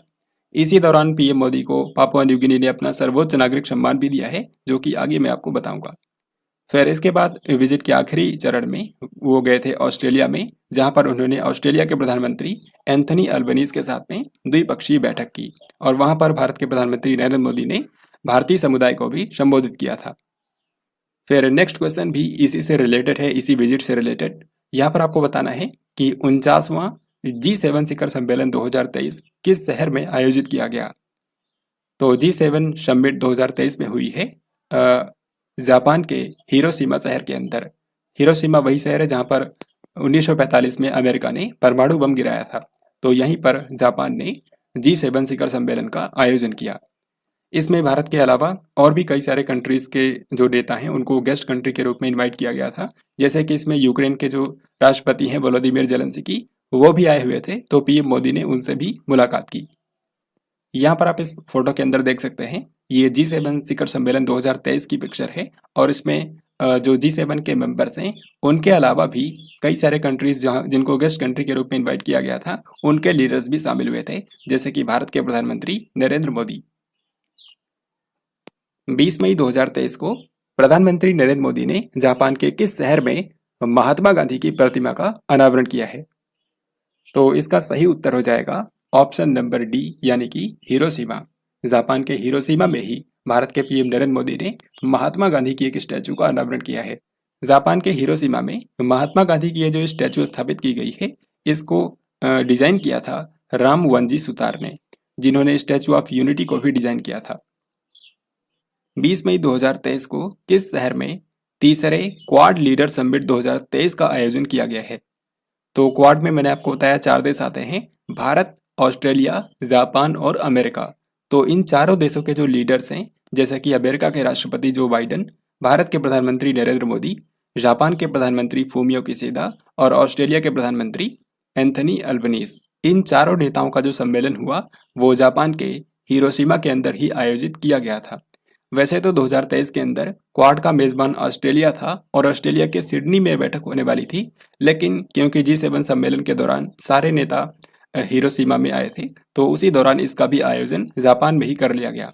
तो जापान के हिरोशिमा में ये बैठक हुई है, ये आपको ध्यान रखना है। फिर इसी तरीके से अगले सवाल में पूछा गया है कि कौन सा वो देश है जो कि 2024 में यानी कि अगले साल क्वाड शिखर सम्मेलन की मेजबानी करेगा? तो नेक्स्ट ईयर क्वाड की मेजबानी दी गई है भारत देश को, यानी कि आंसर ऑप्शन यहाँ पर ए हो जाएगा। यहाँ पर आप मैप के अंदर देख सकते हैं, ये चारों कंट्रीज क्वाड के मेंबर हैं, भारत, जापान, ऑस्ट्रेलिया और America. Forum for India Pacific islands corporation के तीसरे शिखर सम्मेलन की मेजबानी किस शहर ने की है? Forum for India Pacific islands corporation जो है, ये आप इसके नाम से ही समझ सकते हैं कि भारत और 14 पैसिफिक आइलैंड्स के बीच में सहयोग को बढ़ावा देने के लिए ये फोरम बनाया गया था। तो इसका जो तीसरा शिखर सम्मेलन हाल ही में हुआ है, उसकी मेजबानी संयुक्त रूप से भारत और पापुआ न्यू गिनी ने की है। भारत और पापुआ न्यू गिनी। तो पापुआ न्यू गिनी की जो राजधानी है पोर्ट मोरेस्बी, वहीं पर यह सम्मेलन हुआ है। सो हमारा आंसर होगा option number B. PM Modi ने भी इसमें पार्टिसिपेट किया। हाल ही में प्रधानमंत्री नरेंद्र मोदी को किन 2 देशों ने अपना सर्वोच्च नागरिक सम्मान प्रदान किया है? तो जैसा कि अभी मैंने आपको बताया कि PM Narendra Modi Papua New Guinea की यात्रा पर हाल ही में गए हुए थे। तो जब ये पापुआ न्यू गिनी के पोर्ट मोरेस्बी में थे, तो उसी दौरान फिजी कंट्री और पापुआ न्यू गिनी, इन दोनों देशों ने ही अपना सर्वोच्च नागरिक सम्मान पीएम नरेंद्र मोदी को प्रदान किया है। इन दोनों कंट्रीज के सर्वोच्च नागरिक सम्मान कौन कौन से हैं, ये मैं आपको बता देता हूँ। फिजी का सर्वोच्च नागरिक सम्मान है the companion of the order of Fiji. इसी तरीके से पापुआ न्यू गिनी का सर्वोच्च नागरिक सम्मान है grand companion of the order of लोगोहू। तो ये दोनों सम्मान पीएम नरेंद्र मोदी को प्रदान किए गए हैं। भारत ने ऑस्ट्रेलिया के किस शहर में भारत का नया वाणिज्यिक दूतावास खोलने की घोषणा करी है? तो जिस दौरान भारत के प्रधानमंत्री नरेंद्र मोदी ऑस्ट्रेलिया की यात्रा पर थे और वहां पे मैंने आपको बताया इन्होंने भारतीय समुदाय को भी संबोधित किया, तो उसी दौरान भारत के प्रधानमंत्री नरेंद्र मोदी ने अनाउंस किया है कि भारत अपना नया वाणिज्यिक दूतावास बनाएगा ऑस्ट्रेलिया के ब्रिस्बेन शहर में। तो यहाँ पर हमारा आंसर है ऑप्शन नंबर ए। मई 2023 में किस देश ने दुनिया की पहली आरएसवी वैक्सीन को मंजूरी दी है? यहाँ पर आरएसवी का मतलब है respiratory syncytial virus. Respiratory syncytial virus से जो बीमारियां उत्पन्न होती हैं, उनके खिलाफ वैक्सीन बनाई गई है और अमेरिका के अंदर इसको मंजूरी दी गई है। तो इसका आंसर हमारा होगा option number B. Respiratory syncytial virus के चलते ज़्यादातर जो बच्चे हैं और बुजुर्ग लोग हैं वो प्रभावित होते हैं। तो इस वैक्सीन के जरिए देखा गया है कि ये जो वैक्सीन है ये लगभग 83% बीमारियों में प्रभावी है। तो अभी इसको अमेरिका के अंदर पहली बार मंजूरी दी गई है। निम्न में से वो कौन सी कंपनी है जो कि 2030 तक भारत के क्लाउड इंफ्रास्ट्रक्चर में $12.7 बिलियन का निवेश करेगी? तो ये है अमेजन वेब सर्विसेज यानी कि AWS। अमेजन वेब सर्विसेज जो है ये अमेजन की ही एक सहायक कंपनी है जो कि क्लाउड सर्विसेज प्रदान करती है। तो भारत में क्लाउड सेवाओं की बढ़ती मांग को देखते हुए इस कंपनी ने अनाउंस किया है कि 2030 तक ये भारत के क्लाउड इंफ्रास्ट्रक्चर में $12.7 बिलियन का निवेश करेंगे। निम्न में से किस अभिनेता ने वायु नामक एक फूड डिलीवरी ऐप लॉन्च किया है? तो जिस तरीके से स्विगी है, जोमेटो है, उसी तरीके से एक फूड डिलीवरी ऐप है वायु, और इसको लॉन्च किया है भारत के मशहूर अभिनेता सुनील शेट्टी ने। तो यहाँ पर हमारा आंसर होगा ऑप्शन ए। भारतीय सेना में ब्रिगेडियर और उससे ऊपर के रैंक के अधिकारी कब से एक समान वर्दी पहनेंगे? तो भारत में इंडियन आर्मी के अंदर ब्रिगेडियर और उससे ऊपर के जो भी अधिकारी हैं, ऊपर की रैंक के, उन सभी के लिए एक समान वर्दी होगी और वो 1 अगस्त 2023 से लागू होगी। तो यहाँ पर आंसर हो जाएगा ऑप्शन नंबर ए। आईपीएल इतिहास में सबसे तेज अर्धशतक का रिकॉर्ड किसने बनाया है? तो सबसे कम गेंदों में अर्धशतक बनाने का रिकॉर्ड बनाया है यशस्वी जायसवाल ने, जो कि राजस्थान रॉयल्स आईपीएल टीम के लिए खेलते हैं। तो इन्होंने सबसे कम यानी कि 13 गेंदों के अंदर ही अर्धशतक पूरा कर दिया है। स्विट्जरलैंड में भारत के अगले राजदूत के रूप में किसे नियुक्त किया गया है? तो स्विट्जरलैंड जो कि यूरोप महाद्वीप का एक देश है, यहाँ पर भारत के अगले राजदूत होंगे मृदुल कुमार। तो इस क्वेश्चन का आंसर है ऑप्शन नंबर ए। इसके अलावा ऑप्शन बी में जो लिखा है डॉक्टर एक्विनो विमल, ये इनको अपॉइंट किया गया है नॉर्वे के अंदर। तो ये नॉर्वे में भारत के अगले राजदूत होंगे। इसी तरीके से विनोद के जैकब जो हैं, इनको अपॉइंट किया गया है बहरीन के अंदर। तो बहरीन में भारत के राजदूत होंगे विनोद के जैकब। भारत कुमार कुथती जो हैं, इनको बोत्सवाना के अंदर भारत का उच्चायुक्त बनाया गया है। आरआरआर फिल्म के अंदर ब्रिटिश गवर्नर स्कॉट बक्सटन की भूमिका निभाने वाले अभिनेता की हाल ही में डेथ हो गई है। आपको बताना है इनका नाम क्या है। तो आरआरआर मूवी जो कि 2022 में रिलीज हुई थी, इसमें ब्रिटिश गवर्नर स्कॉट बक्सटन की भूमिका निभाई थी एक आयरलैंड के अभिनेता ने, जिनका नाम है रे स्टीवेंसन। तो रे स्टीवेंसन आयरलैंड के एक एक्टर थे, जिन्होंने आरआरआर मूवी के अंदर ब्रिटिश गवर्नर स्कॉट की भूमिका निभाई थी और हाल ही में इनकी डेथ हो गई है। अब इसी के साथ मैं आपको बताऊंगा कि कौन कौन से वो इम्पोर्टेंट पर्सन्स हैं जिनकी डेथ हुई है और उनके बारे में आपके एग्जाम के अंदर पूछा जा सकता है। तो उनमें सबसे पहले हैं शमर मजूमदार। शमर मजूमदार जो हैं, ये एक प्रसिद्ध बंगाली लेखक थे। इनको साहित्य अकादमी पुरस्कार भी मिला हुआ था साल 1984 के अंदर काम बेला नाम की इनकी रचना के लिए। तो अभी इनकी डेथ हो गई है। फिर रतन लाल कटारिया, जो कि एक बीजेपी के नेता थे और पूर्व केंद्रीय मंत्री भी थे। इन्होंने अंबाला से 3 बार लोकसभा सांसद चुने गए थे। हाल ही में इनकी डेथ हो गई है। वेद कुमार घई, जो कि पद्मश्री से भी सम्मानित हैं और ये जम्मू की महान संस्कृत विद्वान हैं। तो इनकी भी हाल ही में डेथ हो गई है। रे स्टीवेंसन, जिनके बारे में मैंने आपको क्वेश्चन के अंदर बताया कि ये आयरलैंड के अभिनेता हैं, इनकी भी हाल ही में डेथ हो गई है। फिर टोरी बॉबी, ये एक महिला धाविका हैं, अमेरिका की स्प्रिंटर हैं और इन्होंने 3 बार ओलंपिक के अंदर भी मेडल जीते हैं और 2 बार वर्ल्ड चैंपियन भी रह चुकी हैं। तो इनका भी हाल ही में निधन हो गया है। किस देश के राजा नोरोडोम शिहामोनी 29 से लेकर के 31 मई तक भारत के दौरे पर थे? नोरोडोम शिहामोनी जो है, ये कंबोडिया देश के राजा हैं और हाल ही में मई महीने के एंड में ये भारत की यात्रा पर आए हुए थे। यहाँ पर आप इनको फोटो में देख सकते हैं। यहाँ पर इन्होंने भारत की राष्ट्रपति द्रौपदी मुर्मू और भारत के प्रधानमंत्री नरेंद्र मोदी से भी मुलाकात की। कंबोडिया देश की अगर हम बात करें तो ये एशिया महाद्वीप में पड़ता है और ये एक आसियान कंट्री भी है। तो इसकी राजधानी नोम पेन है और यहाँ की करेंसी है रियल। कंबोडियन रियल यहाँ की करेंसी है। भारतीय रिजर्व बैंक यानी कि आरबीआई ने क्लीन नोट पॉलिसी के तहत कितने रुपए के नोट को वापस लेने का फैसला किया है? तो भारत का जो सेंट्रल बैंक है आरबीआई, उसने क्लीन नोट पॉलिसी के तहत 2000 रुपए के जो नोट हैं उनको वापस लेने का फैसला किया है। तो अभी जिन भी लोगों के पास 2000 रुपए की नोट है, वो बैंकों में जा करके 2000 रुपए की नोट दे करके उसके बदले अन्य नोट ले सकते हैं। तो ये चीज़ 23 मई से शुरू हुई है, यानी कि 23 मई से लेकर के 30 सितंबर तक का टाइम दिया गया है जब लोग अपनी नोटों को बदलवा सकते हैं। फिर उसके बाद फिर 2000 रुपए के नोट जो हैं वो चलन में नहीं रहेंगे। यहाँ पे आपको बताना है कि टाटा सन्स के अध्यक्ष कौन हैं, जिनको हाल ही में फ्रांस के सर्वोच्च नागरिक सम्मान यानी कि national order of legion of honour से सम्मानित किया गया है। तो यहाँ पर आप जिनको फोटो में देख रहे हैं, ये हैं टाटा सन्स के अध्यक्ष एन चंद्रशेखरन और इन्हीं को हाल ही में फ्रांस का सर्वोच्च नागरिक सम्मान दिया गया है, national order of legion of honour, क्योंकि इन्होंने भारत और फ्रांस के बीच में व्यावसायिक संबंधों को बढ़ावा देने में काफी योगदान दिया है, जिसके चलते इनको फ्रांस ने अपना सर्वोच्च नागरिक सम्मान दिया है। UNESCO Guillermo canoe press freedom award 2023 से किसे सम्मानित किया गया है? ये अवार्ड उत्कृष्ट पत्रकारिता के लिए दिया जाता है। जिन्होंने भी बहादुरी से पत्रकारिता की है, उनको ये पुरस्कार मिलता है। 2023 में ये पुरस्कार दिया गया है 3 ईरान की महिला पत्रकारों को, जो कि आज के समय जेल में बंद हैं, और इनके नाम हैं नीलोफर हमीदी, इलाहे मोहम्मदी और नरगिस मोहम्मदी, यानी कि यहाँ पर ऑप्शन डी करेक्ट होगा, उपरोक्त सभी को। ये पुरस्कार कौन देता है? तो यूनेस्को नाम की जो संस्था है, जो कि फ्रांस की राजधानी पेरिस में बेस्ड है, उसी के द्वारा ये पुरस्कार हर साल दिया जाता है। भारतीय प्रतिस्पर्धा आयोग यानी कि कंपटीशन कमीशन ऑफ इंडिया का अध्यक्ष किसे बना दिया गया है? तो मैंने आपको बताया था इस वीडियो के अंदर, कंपटीशन कमीशन ऑफ इंडिया जो कि भारत में फेयर कंपटीशन सुनिश्चित करता है, बढ़ावा देने के लिए काम करता है, तो इसकी नई अध्यक्ष के रूप में एक महिला को अपॉइंट किया गया है, जिनका नाम है रवनीत कौर। तो यहाँ पर आंसर हो जाएगा ऑप्शन बी। विश्व प्रेस स्वतंत्रता सूचकांक 2023 में भारत की रैंक क्या है?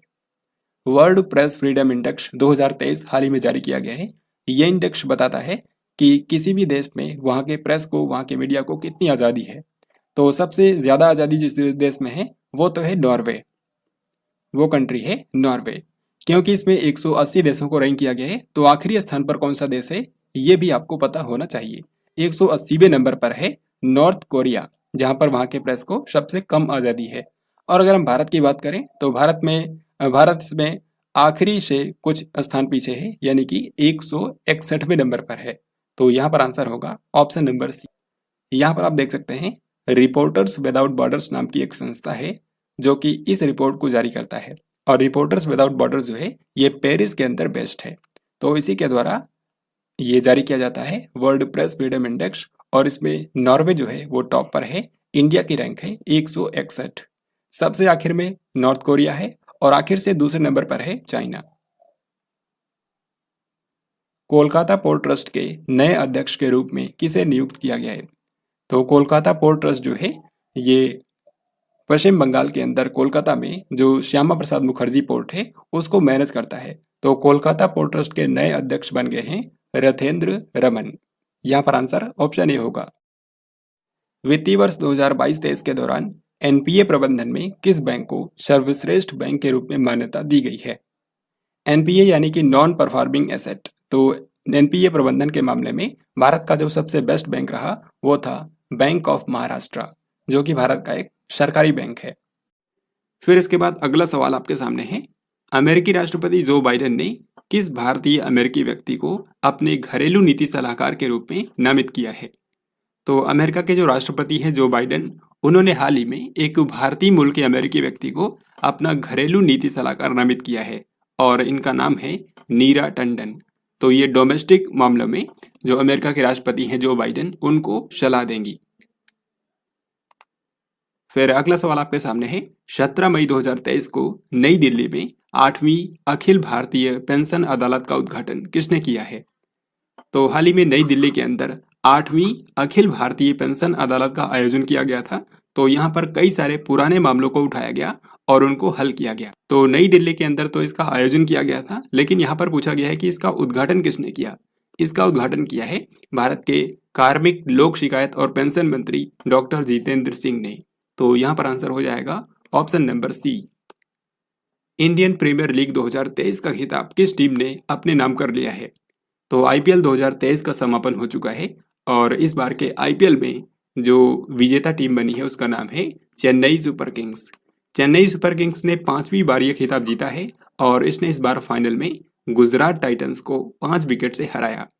इस बार के आईपीएल से जो भी महत्वपूर्ण पॉइंट्स हैं वो मैं आपको अगले 1 मिनट में बताता हूँ, क्योंकि ये बहुत ही महत्वपूर्ण है, हाल ही में संपन्न हुआ है, और इससे रिलेटेड क्वेश्चन आपके एग्जाम में पूछे जा सकते हैं। सबसे पहली बात आपको याद रखनी है कि टाटा आईपीएल जो है, यानी कि जो टाटा ग्रुप है, वो इसका टाइटल स्पॉन्सर था। इस बार इसका 16वां संस्करण खेला गया है, ये भी आपको याद रखना है। भारत के 12 अलग अलग शहरों में इसका आयोजन किया गया था। टोटल 10 टीमों ने हिस्सा लिया था, ये आप सभी को पता होगा।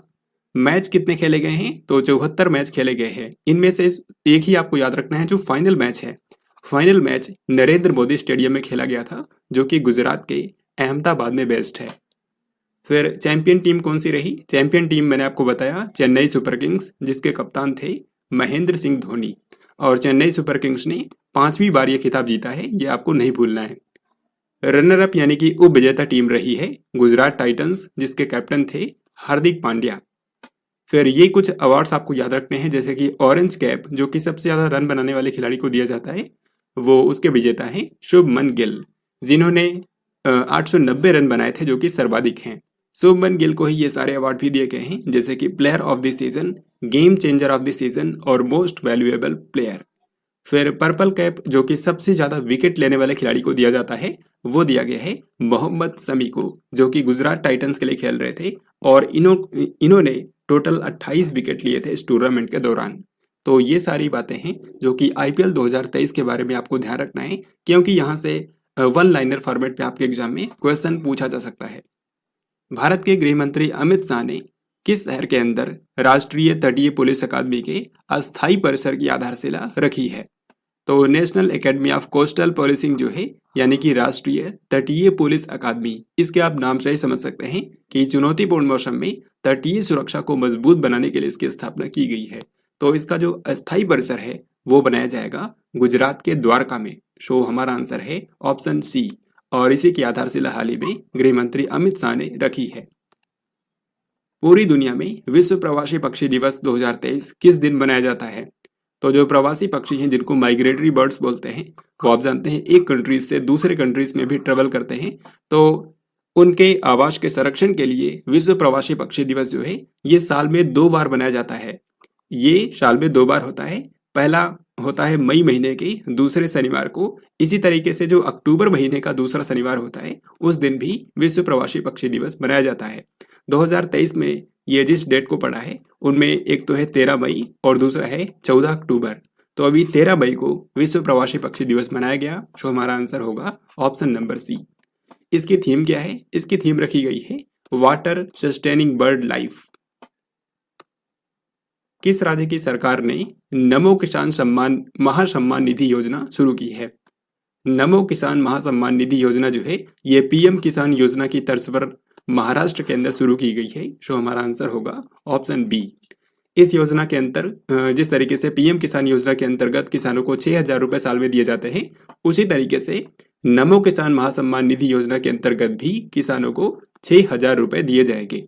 तो इसीलिए बोला जा रहा है कि महाराष्ट्र के अंदर किसानों को सालाना 12,000 रुपए मिलेंगे। नमो किसान महासम्मान निधि योजना से 6,000 और पीएम किसान योजना से 6,000। Made in India 75 years of business and enterprise नाम की जो बुक है उसके लेखक कौन है? तो हाल ही में एक बुक रिलीज की गई है, made in India 75 years of business and enterprise.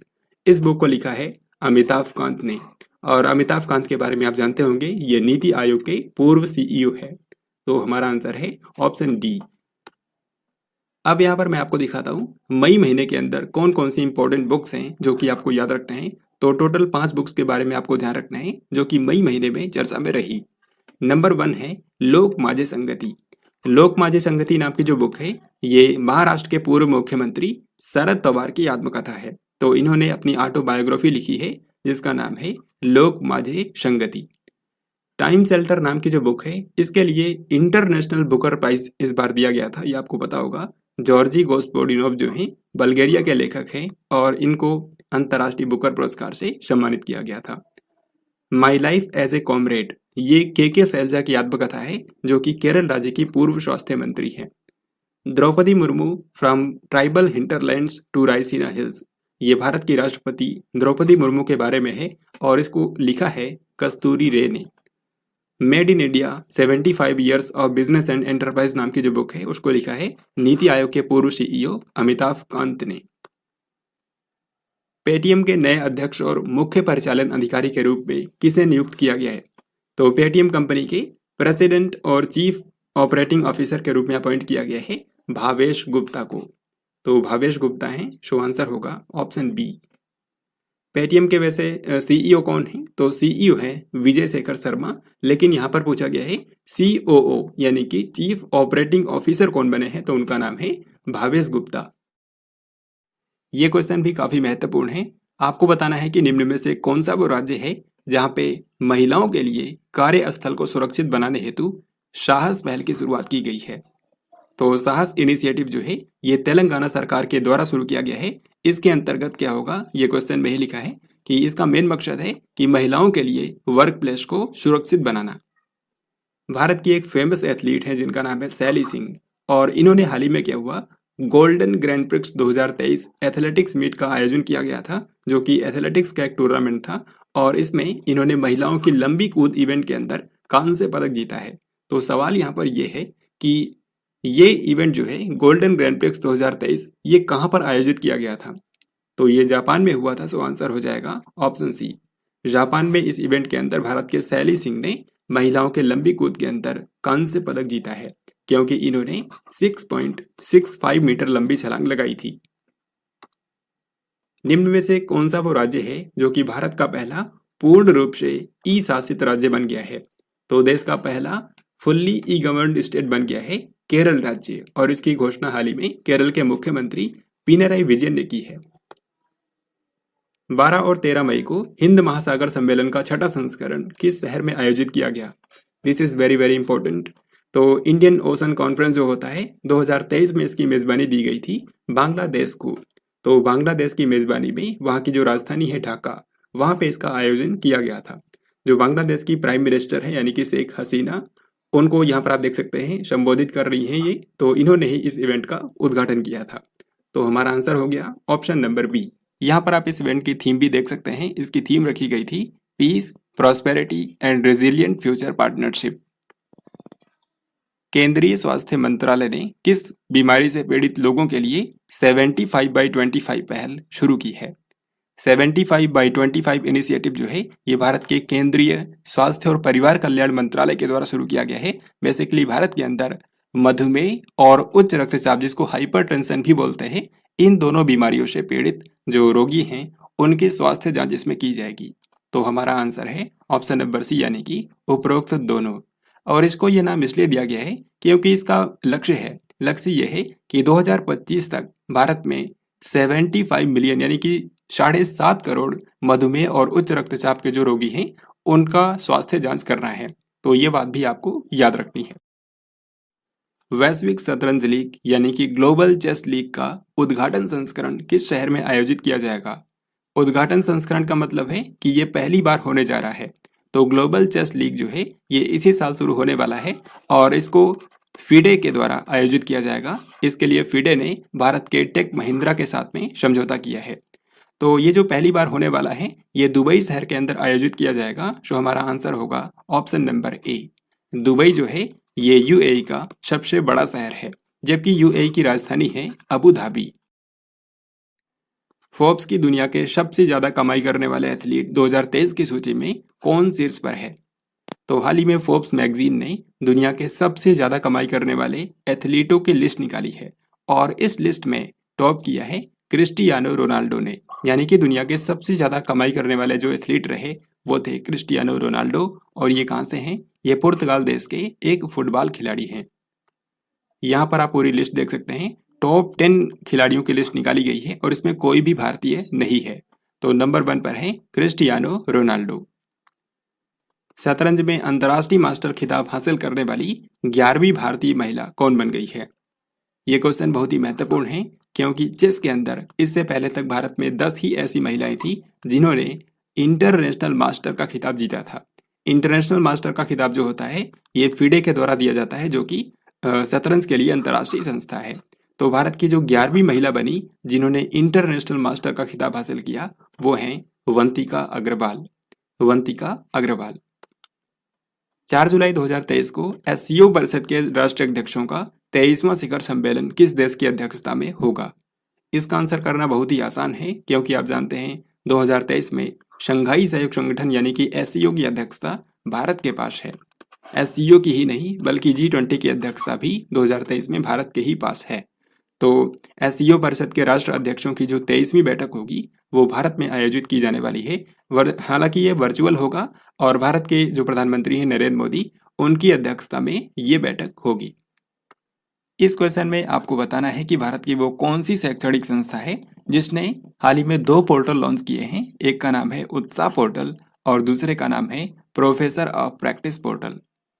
तो भारत में हायर एजुकेशन की गुणवत्ता में सुधार लाने के लिए ये दोनों पोर्टल लॉन्च किए गए हैं। एक का नाम है उत्साह और दूसरे का नाम है प्रोफेसर ऑफ प्रैक्टिस। तो इन दोनों को ही लॉन्च किया है यूजीसी ने यानी कि यूनिवर्सिटी ग्रांट्स कमीशन ने। तो सही उत्तर हो जाएगा ऑप्शन बी यानी कि विश्वविद्यालय अनुदान आयोग। इसमें उत्साह पोर्टल का फुल फॉर्म भी है जो कि यहाँ पर आप देख सकते हैं। उत्साह का फुल फॉर्म है undertaking transformative strategies and actions in higher education. फिर इसके बाद अगला सवाल आपके सामने है, भारतीय सेना की सप्त शक्ति कमान ने 22 से लेकर के 25 मई तक किस राज्य में सुदर्शन शक्ति 2023 अभ्यास किया है? तो सुदर्शन शक्ति 2023 नाम का जो युद्ध अभ्यास है, ये भारतीय सेना का अपना खुद का अभ्यास है। तो भारतीय सेना की सप्त शक्ति कमान ने इसका आयोजन किया था। इसका आयोजन भारत के 2 राज्यों में हुआ, एक तो राजस्थान में और दूसरा पंजाब में। तो सही उत्तर है ऑप्शन नंबर ए। अंतर्राष्ट्रीय नर्स दिवस 2023 का विषय क्या है? इंटरनेशनल नर्सेस डे जो होता है, ये हर साल 12 मई को मनाया जाता है, क्योंकि 12 मई को फ्लोरेंस नाइटिंगेल का जन्मदिन होता है, जिनको आधुनिक नर्सिंग का संस्थापक भी माना जाता है। तो 12 मई को अंतर्राष्ट्रीय नर्स दिवस हर साल होता है। 2023 में इसकी थीम रखी गई है our nurses our future. Our nurses our future यानी कि ऑप्शन ए। एकनाथ शिंदे के नेतृत्व वाली महाराष्ट्र की सरकार ने निम्न में से किसे राज्य का स्माइल एम्बेसडर नियुक्त किया है? तो महाराष्ट्र की गवर्नमेंट ने हाल ही में स्माइल एम्बेसडर के रूप में नियुक्त किया है सचिन तेंदुलकर को। तो यहाँ पर हमारा आंसर होगा ऑप्शन डी, यानी कि भारत के महान क्रिकेटर सचिन तेंदुलकर। 2023-24 के लिए भारतीय उद्योग परिसंघ का अध्यक्ष किसे नियुक्त किया गया है? ये क्वेश्चन आप इजीली कर सकते हैं, क्योंकि ऑलरेडी मैंने आपको बताया हुआ है। भारतीय उद्योग परिसंघ यानी कि जो कॉन्फेडरेशन ऑफ इंडियन इंडस्ट्री है, इसके अध्यक्ष के रूप में आर दिनेश को नियुक्त किया गया है। तो आर दिनेश ने इस पद पर अपॉइंट किए गए हैं। सो हमारा आंसर होगा ऑप्शन बी। पुरुषों की जेवलिन थ्रो रैंकिंग में दुनिया के नंबर 1 खिलाड़ी कौन बन गए हैं? जेवलिन थ्रो को बोलते हैं भाला फेंक। तो भाला फेंक में दुनिया के नंबर 1 खिलाड़ी बन गए हैं भारत के नीरज चोपड़ा। सो यहाँ पर हमारा आंसर है ऑप्शन नंबर ए। और ये क्वेश्चन बहुत ही महत्वपूर्ण है, एग्जाम में इसके पूछे जाने के चांसेस काफ़ी ज़्यादा है। आपको बता दूं, नीरज चोपड़ा ने ही 2020 के जो टोक्यो ओलंपिक गेम्स हुए थे, वहाँ पे भारत को एकमात्र गोल्ड मेडल दिलाया था, और वो एथलेटिक्स में भारत का पहला गोल्ड मेडल था पूरे ओलंपिक के इतिहास में। यहाँ पर आप देख सकते हैं नीरज चोपड़ा जो है वो दुनिया के नंबर 1 भाला फेंक खिलाड़ी बन गए हैं। इन्होंने एंडरसन पीटर्स को छोड़ दिया है, जो कि जर्मनी के खिलाड़ी हैं। जर्मनी की किस पूर्व चांसलर को grand cross of the order of the merit से सम्मानित किया गया है? Grand cross of the order of the merit जो अवार्ड है, ये जर्मनी का सर्वोच्च नागरिक सम्मान होता है, और ये पुरस्कार हाल ही में जर्मनी की ही पूर्व चांसलर एंजेला मर्केल को दिया गया है। सो हमारा आंसर है ऑप्शन ए। अभी जर्मनी के इस वक्त जो चांसलर है उनका नाम है ओलफ सोल्ज, और इनसे जस्ट पहले एंजेला मर्केल ही थी। तो इन्हीं को जर्मनी का सर्वोच्च सम्मान दिया गया है। निम्न में से किस केंद्रीय मंत्री ने मेरी लाइफ नामक मोबाइल एप्लीकेशन की शुरुआत की है? तो मेरी लाइफ या माई लाइफ नाम का जो मोबाइल एप्लीकेशन शुरू किया गया है, इसको भारत के पर्यावरण मंत्री भूपेंद्र यादव ने लॉन्च किया है। क्योंकि जो मेरी लाइफ नाम का एप्लीकेशन है, इसका मेन मकसद है कि जो देश के युवा हैं उनको पर्यावरण को बचाने के लिए जागरूक किया जाए। तो मेरी लाइफ एप्लीकेशन को भारत के पर्यावरण मंत्री भूपेंद्र यादव ने लॉन्च किया है। हाल ही में किस संस्था ने केंद्रीय विश्वविद्यालयों में नियुक्तियों के लिए सीयू चयन पोर्टल लॉन्च किया है? तो ये काफ़ी महत्वपूर्ण पोर्टल है, क्योंकि केंद्रीय विश्वविद्यालयों में जो फैकल्टीज़ की नियुक्ति की जाती है, उसके लिए एक इंटीग्रेटेड पोर्टल लॉन्च कर दिया गया है। भारत में सभी तरह के जो केंद्रीय विश्वविद्यालय हैं, उनमें रिक्तियों की जानकारी हो, नौकरी के विज्ञापन देना हो, तो वो सारा इसी पोर्टल के जरिए किया जाएगा। तो सीयू चयन पोर्टल जो है वो यूजीसी के द्वारा लॉन्च किया गया है, यानी कि यूनिवर्सिटी ग्रांट्स कमीशन के द्वारा। यूजीसी के जो इस समय चेयरमैन हैं उनका नाम है एम जगदीश कुमार, और उन्होंने इस पोर्टल का शुभारंभ किया है। हाल ही में तुर्की में हुए राष्ट्रपति चुनाव 2023 में किसने जीत हासिल की है? तो तुर्की देश के अंदर हाल ही में राष्ट्रपति चुनाव हुआ, और यहाँ पे जो मौजूदा राष्ट्रपति हैं रेसेप तैयब एर्दोगान, उन्होंने ही एक बार फिर से यहाँ पर राष्ट्रपति चुनाव को जीत दिया है। आपको बता दूं कि ये 2014 से यहाँ के राष्ट्रपति हैं, और अभी एक बार फिर से ये राष्ट्रपति चुने गए हैं। अब इसी के साथ मैं आपको दिखाता हूं कि मई 2023 के अंदर कौन कौन से अंतरराष्ट्रीय पदों पर नियुक्तियां हुई हैं। जो सबसे महत्वपूर्ण हैं वो यहाँ पर हम लोग देखने वाले हैं। तुर्की के राष्ट्रपति हैं रेसेप तैयब एर्दोगान। नाइजीरिया के नए राष्ट्रपति बन गए हैं बोला टिनुबू। नाइजीरिया अफ्रीका महाद्वीप का एक देश है, और यहाँ के नए राष्ट्रपति बन गए हैं बोला टिनुबू। और इनके शपथ ग्रहण समारोह में भारत के रक्षा मंत्री राजनाथ सिंह भी शामिल हुए थे। 3 कंट्रीज के अंदर हाल ही में राजदूत नियुक्त किए गए हैं। स्विट्जरलैंड में भारत के नए राजदूत बने हैं मृदुल कुमार। नॉर्वे में भारत के नए राजदूत बन गए हैं डॉक्टर एक्विनो विमल, और बहरीन कंट्री के अंदर भारत के नए राजदूत बन गए हैं विनोद के जैकब। और ट्विटर जो कंपनी है, ट्विटर कंपनी के मुख्य कार्यकारी अधिकारी यानी कि सीईओ के रूप में एक महिला को नियुक्त किया गया है जिनका नाम है लिंडा याकिरिनो। तो ये कुछ इंटरनेशनल अपॉइंटमेंट्स हैं जो कि आपको ध्यान रखना है। अभी आगे देखते हैं, कोल इंडिया लिमिटेड यानी कि CIL का अगला अध्यक्ष किसे नियुक्त किया गया है। तो कोल इंडिया लिमिटेड जो कंपनी है, अभी के लिए तो इसके अध्यक्ष हैं प्रमोद अग्रवाल, लेकिन ये 30 जून को रिटायर हो जाएंगे तो उसके बाद बन जाएंगे PM प्रसाद। PM प्रसाद ये 1 जुलाई 2023 से भारत की जो कोल इंडिया लिमिटेड कंपनी है उसके अध्यक्ष बन जाएंगे। तो सही उत्तर होगा ऑप्शन सी। निम्न में से किस राज्य के मुख्यमंत्री ने जयसमंद वन्यजीव अभयारण्य के अंदर जंगल सफारी का उद्घाटन किया है। जयसमंद वाइल्ड लाइफ सेंचुरी जो है ये राजस्थान राज्य के अंदर है, राजस्थान राज्य के उदयपुर के अंदर है, और हाल ही में यहाँ पर जंगल सफारी का उद्घाटन किया है राजस्थान के मुख्यमंत्री अशोक गहलोत ने। तो इससे यहाँ पर पर्यटन को भी बढ़ावा मिलेगा। भारत और किस देश ने मिलकर के 50 स्टार्टअप एक्सचेंज प्रोग्राम को लॉन्च किया है।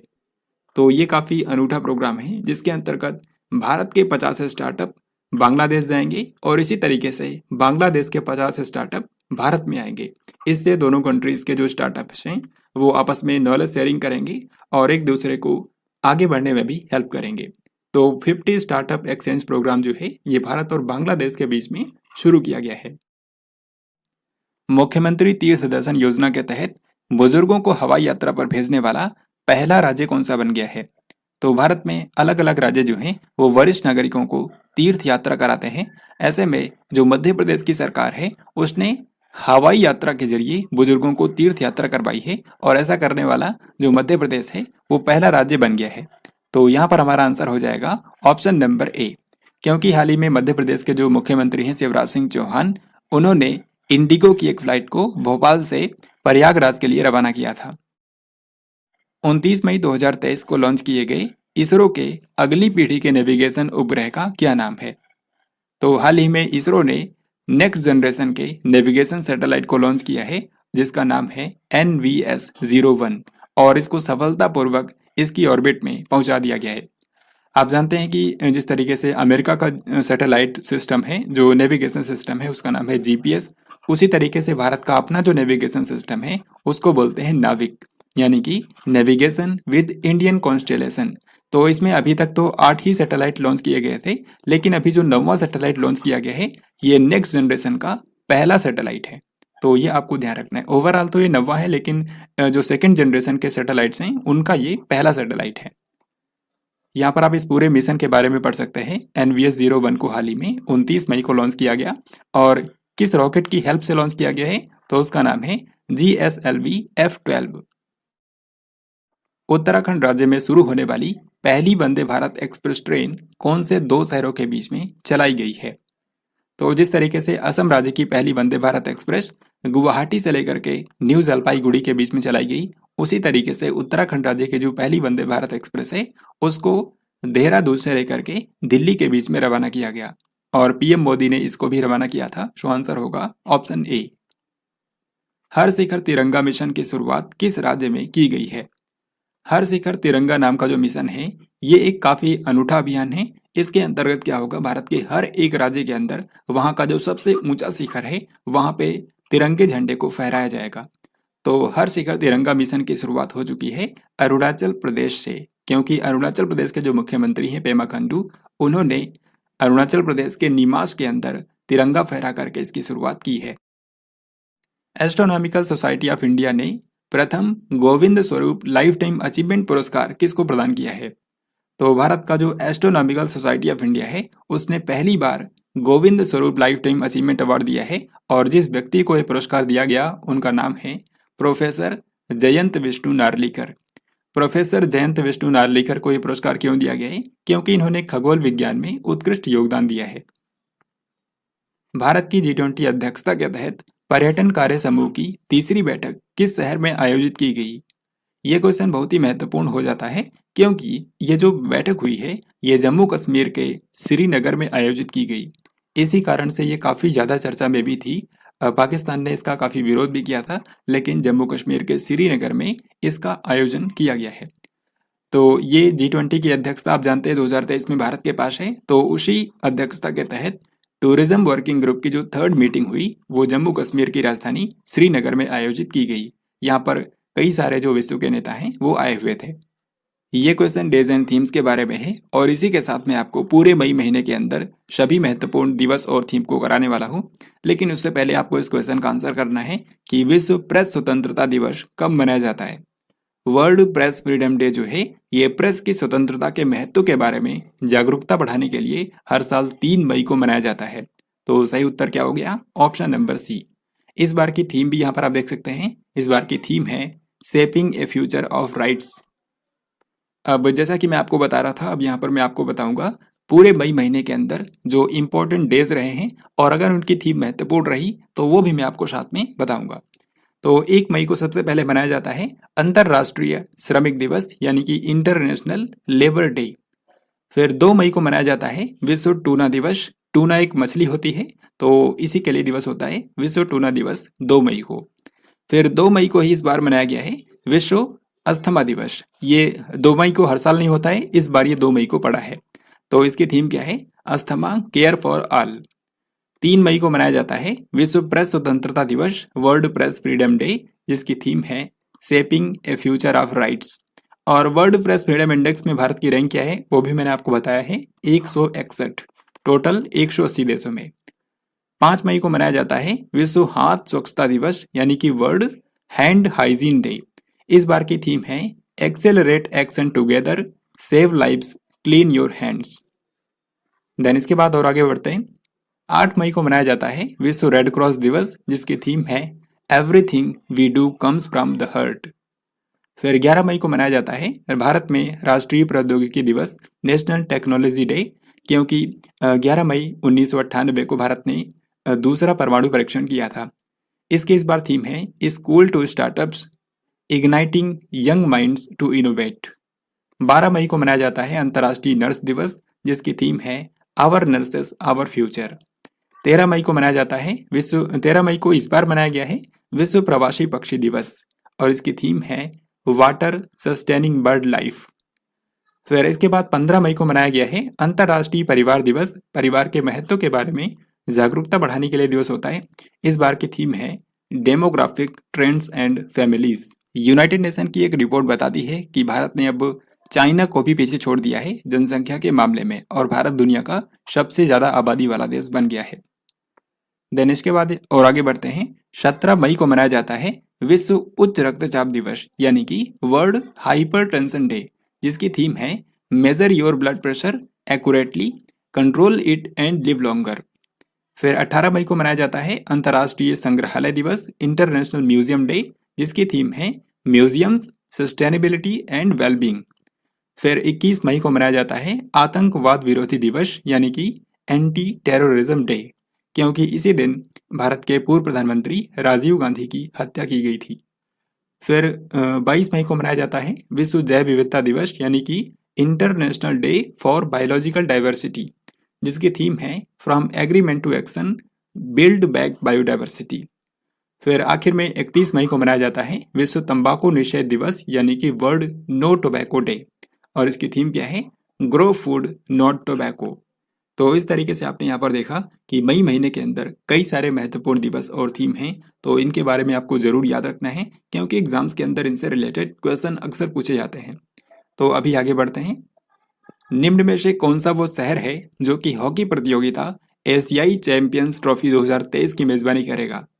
एशियाई चैंपियंस ट्रॉफी 2023 ये हॉकी की एक प्रतियोगिता होनी है जो कि चेन्नई में आयोजित की जाएगी।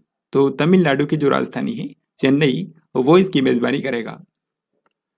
फिर अगला सवाल है, केंद्रीय मंत्री अश्विनी वैष्णव ने संचार साथी पोर्टल लॉन्च किया है, यह किस कार्य के लिए उपयोगी है?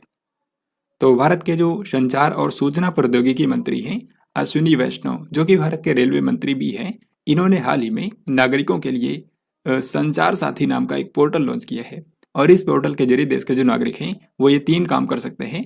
नंबर 1, चोरी या फिर खोए हुए मोबाइल को ब्लॉक कर सकते हैं, यानी कि अगर किसी पर्सन का मोबाइल फोन खो गया है तो उसको वो इससे आसानी से ब्लॉक कर सकता है।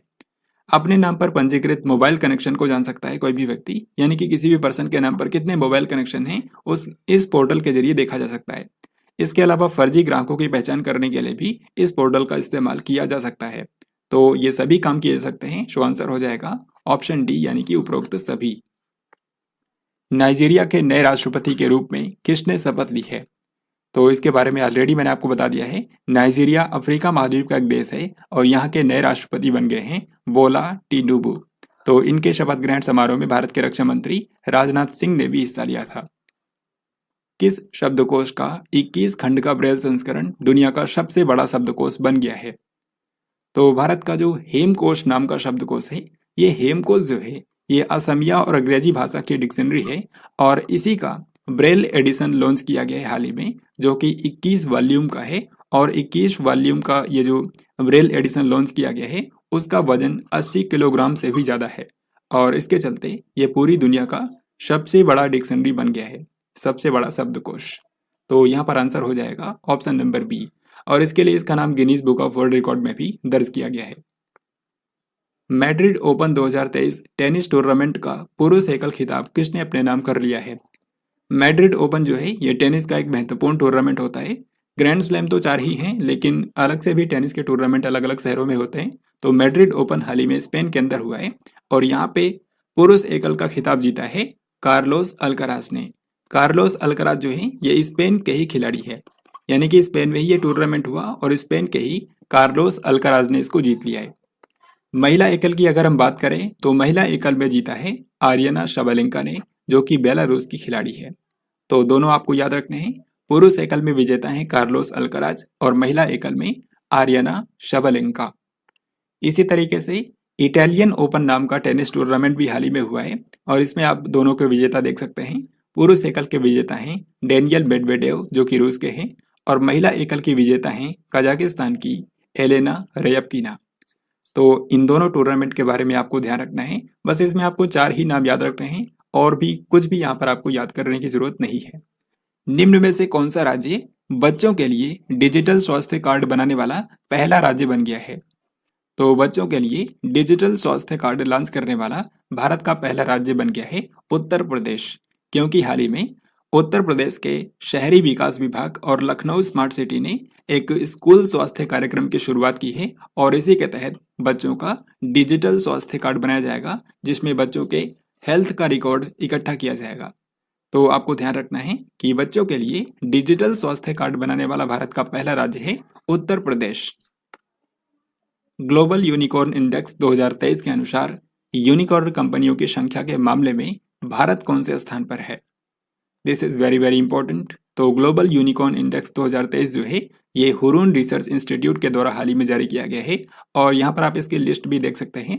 इसमें दिखाया गया है कि सबसे ज़्यादा यूनिकॉर्न कंपनियां जो हैं वो अमेरिका के अंदर बेस्ड हैं, जिनकी संख्या है 666। फिर दूसरे नंबर पर सबसे ज़्यादा यूनिकॉर्न कंपनियां हैं चाइना के अंदर और भारत में यूनिकॉर्न कंपनियों की संख्या है 68। और इस तरीके से भारत जो है यूनिकॉर्न कंपनियों की संख्या के मामले में वो तीसरे नंबर पर आता है। तो यहाँ पर आंसर हो जाएगा ऑप्शन बी यानी कि थर्ड प्लेस पर। यूनिकॉर्न कंपनियां किनको बोलते हैं? तो ऐसी कंपनियां जिनकी मार्केट वैल्यू $1 बिलियन से ज्यादा हो उनको यूनिकॉर्न कंपनियां बोला जाता है। भारत और किस देश के बीच में अजेय वॉरियर 2023 नामक संयुक्त सैन्य अभ्यास आयोजित किया गया है? अजेय वॉरियर नाम का जो युद्ध अभ्यास होता है ये भारत और ब्रिटेन की आर्मी का युद्ध अभ्यास है।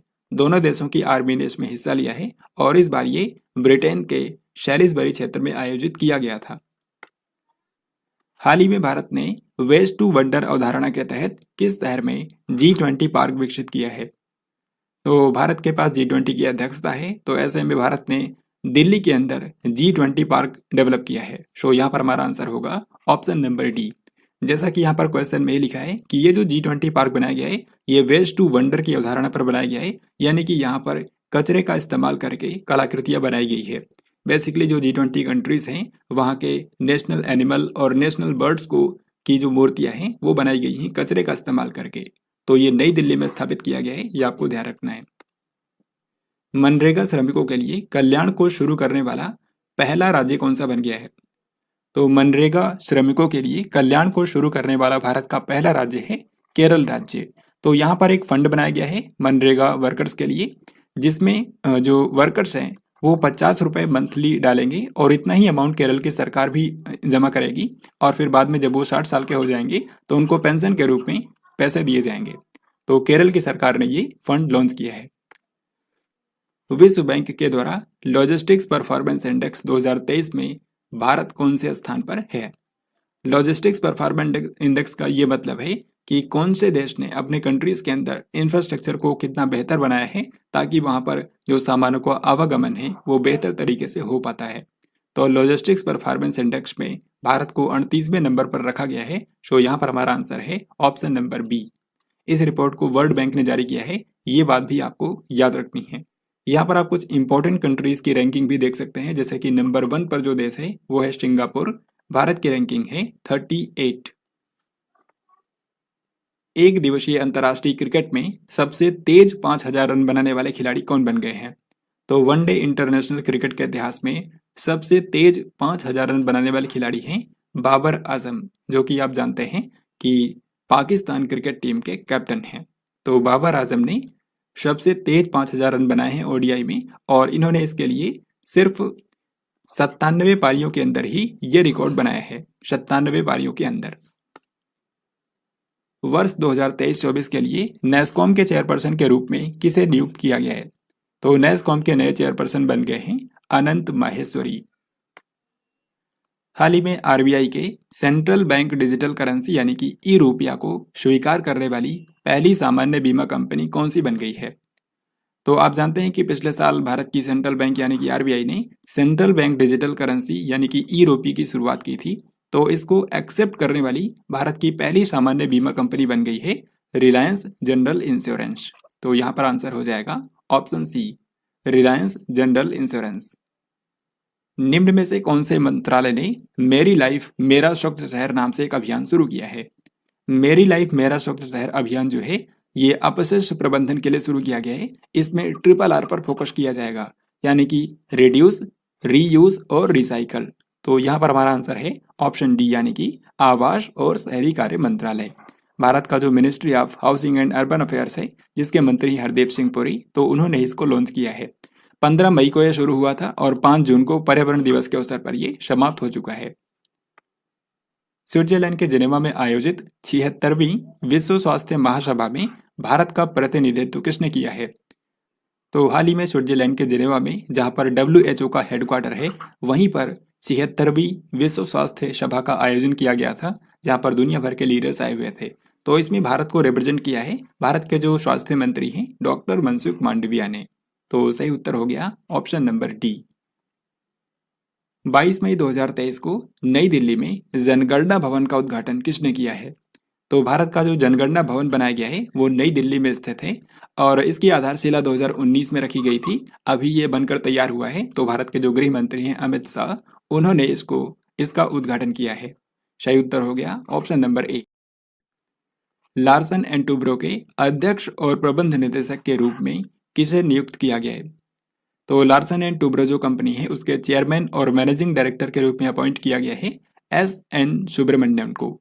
SN सुब्रमण्यम, हालांकि ये अपना पद संभालेंगे 1 अक्टूबर 2023 को, क्योंकि अभी के लिए हैं AM नाइक, जो कि 30 सितंबर को अपना पद छोड़ेंगे, तो उनके बाद बन जाएंगे SN Subrahmanyam. Universal postal union यानी कि UPU का क्षेत्रीय कार्यालय भारत में कहाँ पर स्थापित किया जाएगा? यूनिवर्सल पोस्टल यूनियन जो है ये यूनाइटेड नेशन की ही एक एजेंसी है, जो कि स्विट्जरलैंड के बर्न शहर के अंदर बेस्ड है। तो इसका एक क्षेत्रीय कार्यालय भारत में बनाया जाएगा और ये नई दिल्ली के अंदर स्थापित किया जाएगा। नई दिल्ली, यहाँ पर ऑप्शन डी करेक्ट हो जाएगा। मैरीलिबॉन क्रिकेट क्लब, जो कि लंदन में स्थित एक बहुत ही पुराना क्रिकेट क्लब है, तो इसका अगला अध्यक्ष किसे नियुक्त किया गया है? मैरीलिबॉन क्रिकेट क्लब के अगले अध्यक्ष होंगे मार्क निकोलस। मार्क निकोलस जो है ये इंग्लैंड के पूर्व क्रिकेटर और जाने माने कमेंटेटर हैं। तो इन्हीं को मैरीलिबॉन क्रिकेट क्लब का अगला अध्यक्ष बना दिया गया है। अभी के लिए जो मैरीलिबॉन क्रिकेट क्लब के अध्यक्ष हैं उनका नाम है स्टीफन फ्राई, लेकिन ये अक्टूबर में अपना पद छोड़ेंगे, तो उनके बाद बन जाएंगे मार्क निकोलस। किस भारतीय भाला फेंक खिलाड़ी ने दोहा डायमंड लीग का खिताब जीत लिया है? दोहा डायमंड लीग जो कि कतर में हुआ था, नाम से ही आप समझ सकते हैं। कतर की राजधानी दोहा है, तो वहीं पर दोहा डायमंड लीग का आयोजन किया गया था और इसमें भाला फेंक के अंदर जो नीरज चोपड़ा हैं उन्होंने गोल्ड मेडल जीत लिया है। तो सही उत्तर है ऑप्शन सी। और मैंने आपको ये भी बताया है कि जो भारत के नीरज चोपड़ा हैं ये इस समय दुनिया के नंबर 1 भाला फेंक खिलाड़ी बन गए हैं। विश्व स्वास्थ्य संगठन यानी कि WHO ने मई 2023 में किस बीमारी के लिए वैश्विक स्वास्थ्य आपातकाल को समाप्त कर दिया है? इस क्वेश्चन का करेक्ट आंसर होगा ऑप्शन नंबर सी, यानी कि उपर्युक्त दोनों।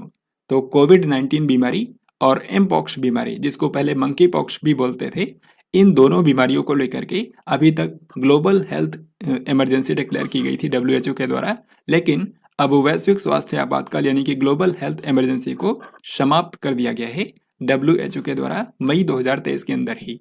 तो ये आपको याद रखना है, आंसर होगा ऑप्शन नंबर सी। तो फ्रेंड्स, ये था आज का लास्ट क्वेश्चन। आई होप आपने इस वीडियो को ध्यान से देखा होगा। भले ही वीडियो यहाँ पर थोड़ा सा लंबा था, लेकिन हर एक क्वेश्चन के बारे में मैंने आपको जो महत्वपूर्ण जानकारी है वो भी बताई। इससे आपको क्वेश्चन को याद रखने में आसानी होती है, क्योंकि फायदा तभी है जब एग्जाम में क्वेश्चन का आंसर आपको याद रहे। तो हम लोगों ने यहाँ पर सबसे बेहतर तरीके से हर एक क्वेश्चन को कवर किया है और ये पूरा कंपाइलेशन वीडियो था मई महीने का, जिससे आप अपने एग्जाम के अंदर मई महीने से आने वाले किसी भी क्वेश्चन का आंसर इजीली कर पाएंगे। तो अब यहाँ पर मैं आपको 3 क्वेश्चन देता हूँ, जिनके आंसर आपको कमेंट बॉक्स में लिख करके बताने हैं। फिर इससे पता चलेगा कि आपने इस वीडियो को कितने ध्यान से देखा है। पहला क्वेश्चन है कि भारत ने चक्रवात मोचा से प्रभावित म्यांमार के लोगों के लिए कौन सा ऑपरेशन चलाया था? सेकेंड क्वेश्चन है केंद्रीय अन्वेषण ब्यूरो यानी कि CBI के नए डायरेक्टर के रूप में किसे नियुक्त किया गया है? एंड थर्ड और लास्ट क्वेश्चन है कि रक्षा मंत्री राजनाथ सिंह ने किस शहर में भारतीय वायुसेना विरासत केंद्र का उद्घाटन किया है? तो फ्रेंड्स, फाइनली हम लोगों ने यहाँ पर पूरे मई महीने की सबसे महत्वपूर्ण करंट अफेयर्स को कंप्लीटली कवर कर लिया है और यहाँ पर हम लोगों ने हर एक क्वेश्चन को बहुत ही बेहतर तरीके से कवर किया है, ताकि एग्जाम में आप क्वेश्चंस को देखते ही आंसर उसका कर पाएं। और क्योंकि आपने इस वीडियो को यहाँ तक देखा है तो डेफिनेटली आपको ये वीडियो पसंद आया होगा। तो इस वीडियो को लाइक और शेयर जरूर करें, साथ ही कमेंट बॉक्स में लिख करके अपना फीडबैक जरूर दें कि आपको ये वीडियो कैसा लगा है। जिस तरीके से आपने ये वीडियो देखा है, इसी तरीके से पिछले मंथ्स के भी करंट अफेयर्स आपको इस चैनल के ऊपर मिल जाएंगे और उसके जरिए आप अपने करंट अफेयर्स के पोर्शन को पूरी तरीके से तैयार कर सकते हैं। अगर आपको बहुत ही लेटेस्ट करंट अफेयर्स देखना है तो आप वीकली करंट अफेयर्स जरूर देखें, वहां पर आपको लेटेस्ट क्वेश्चन जो हैं वो देखने को मिलेंगे।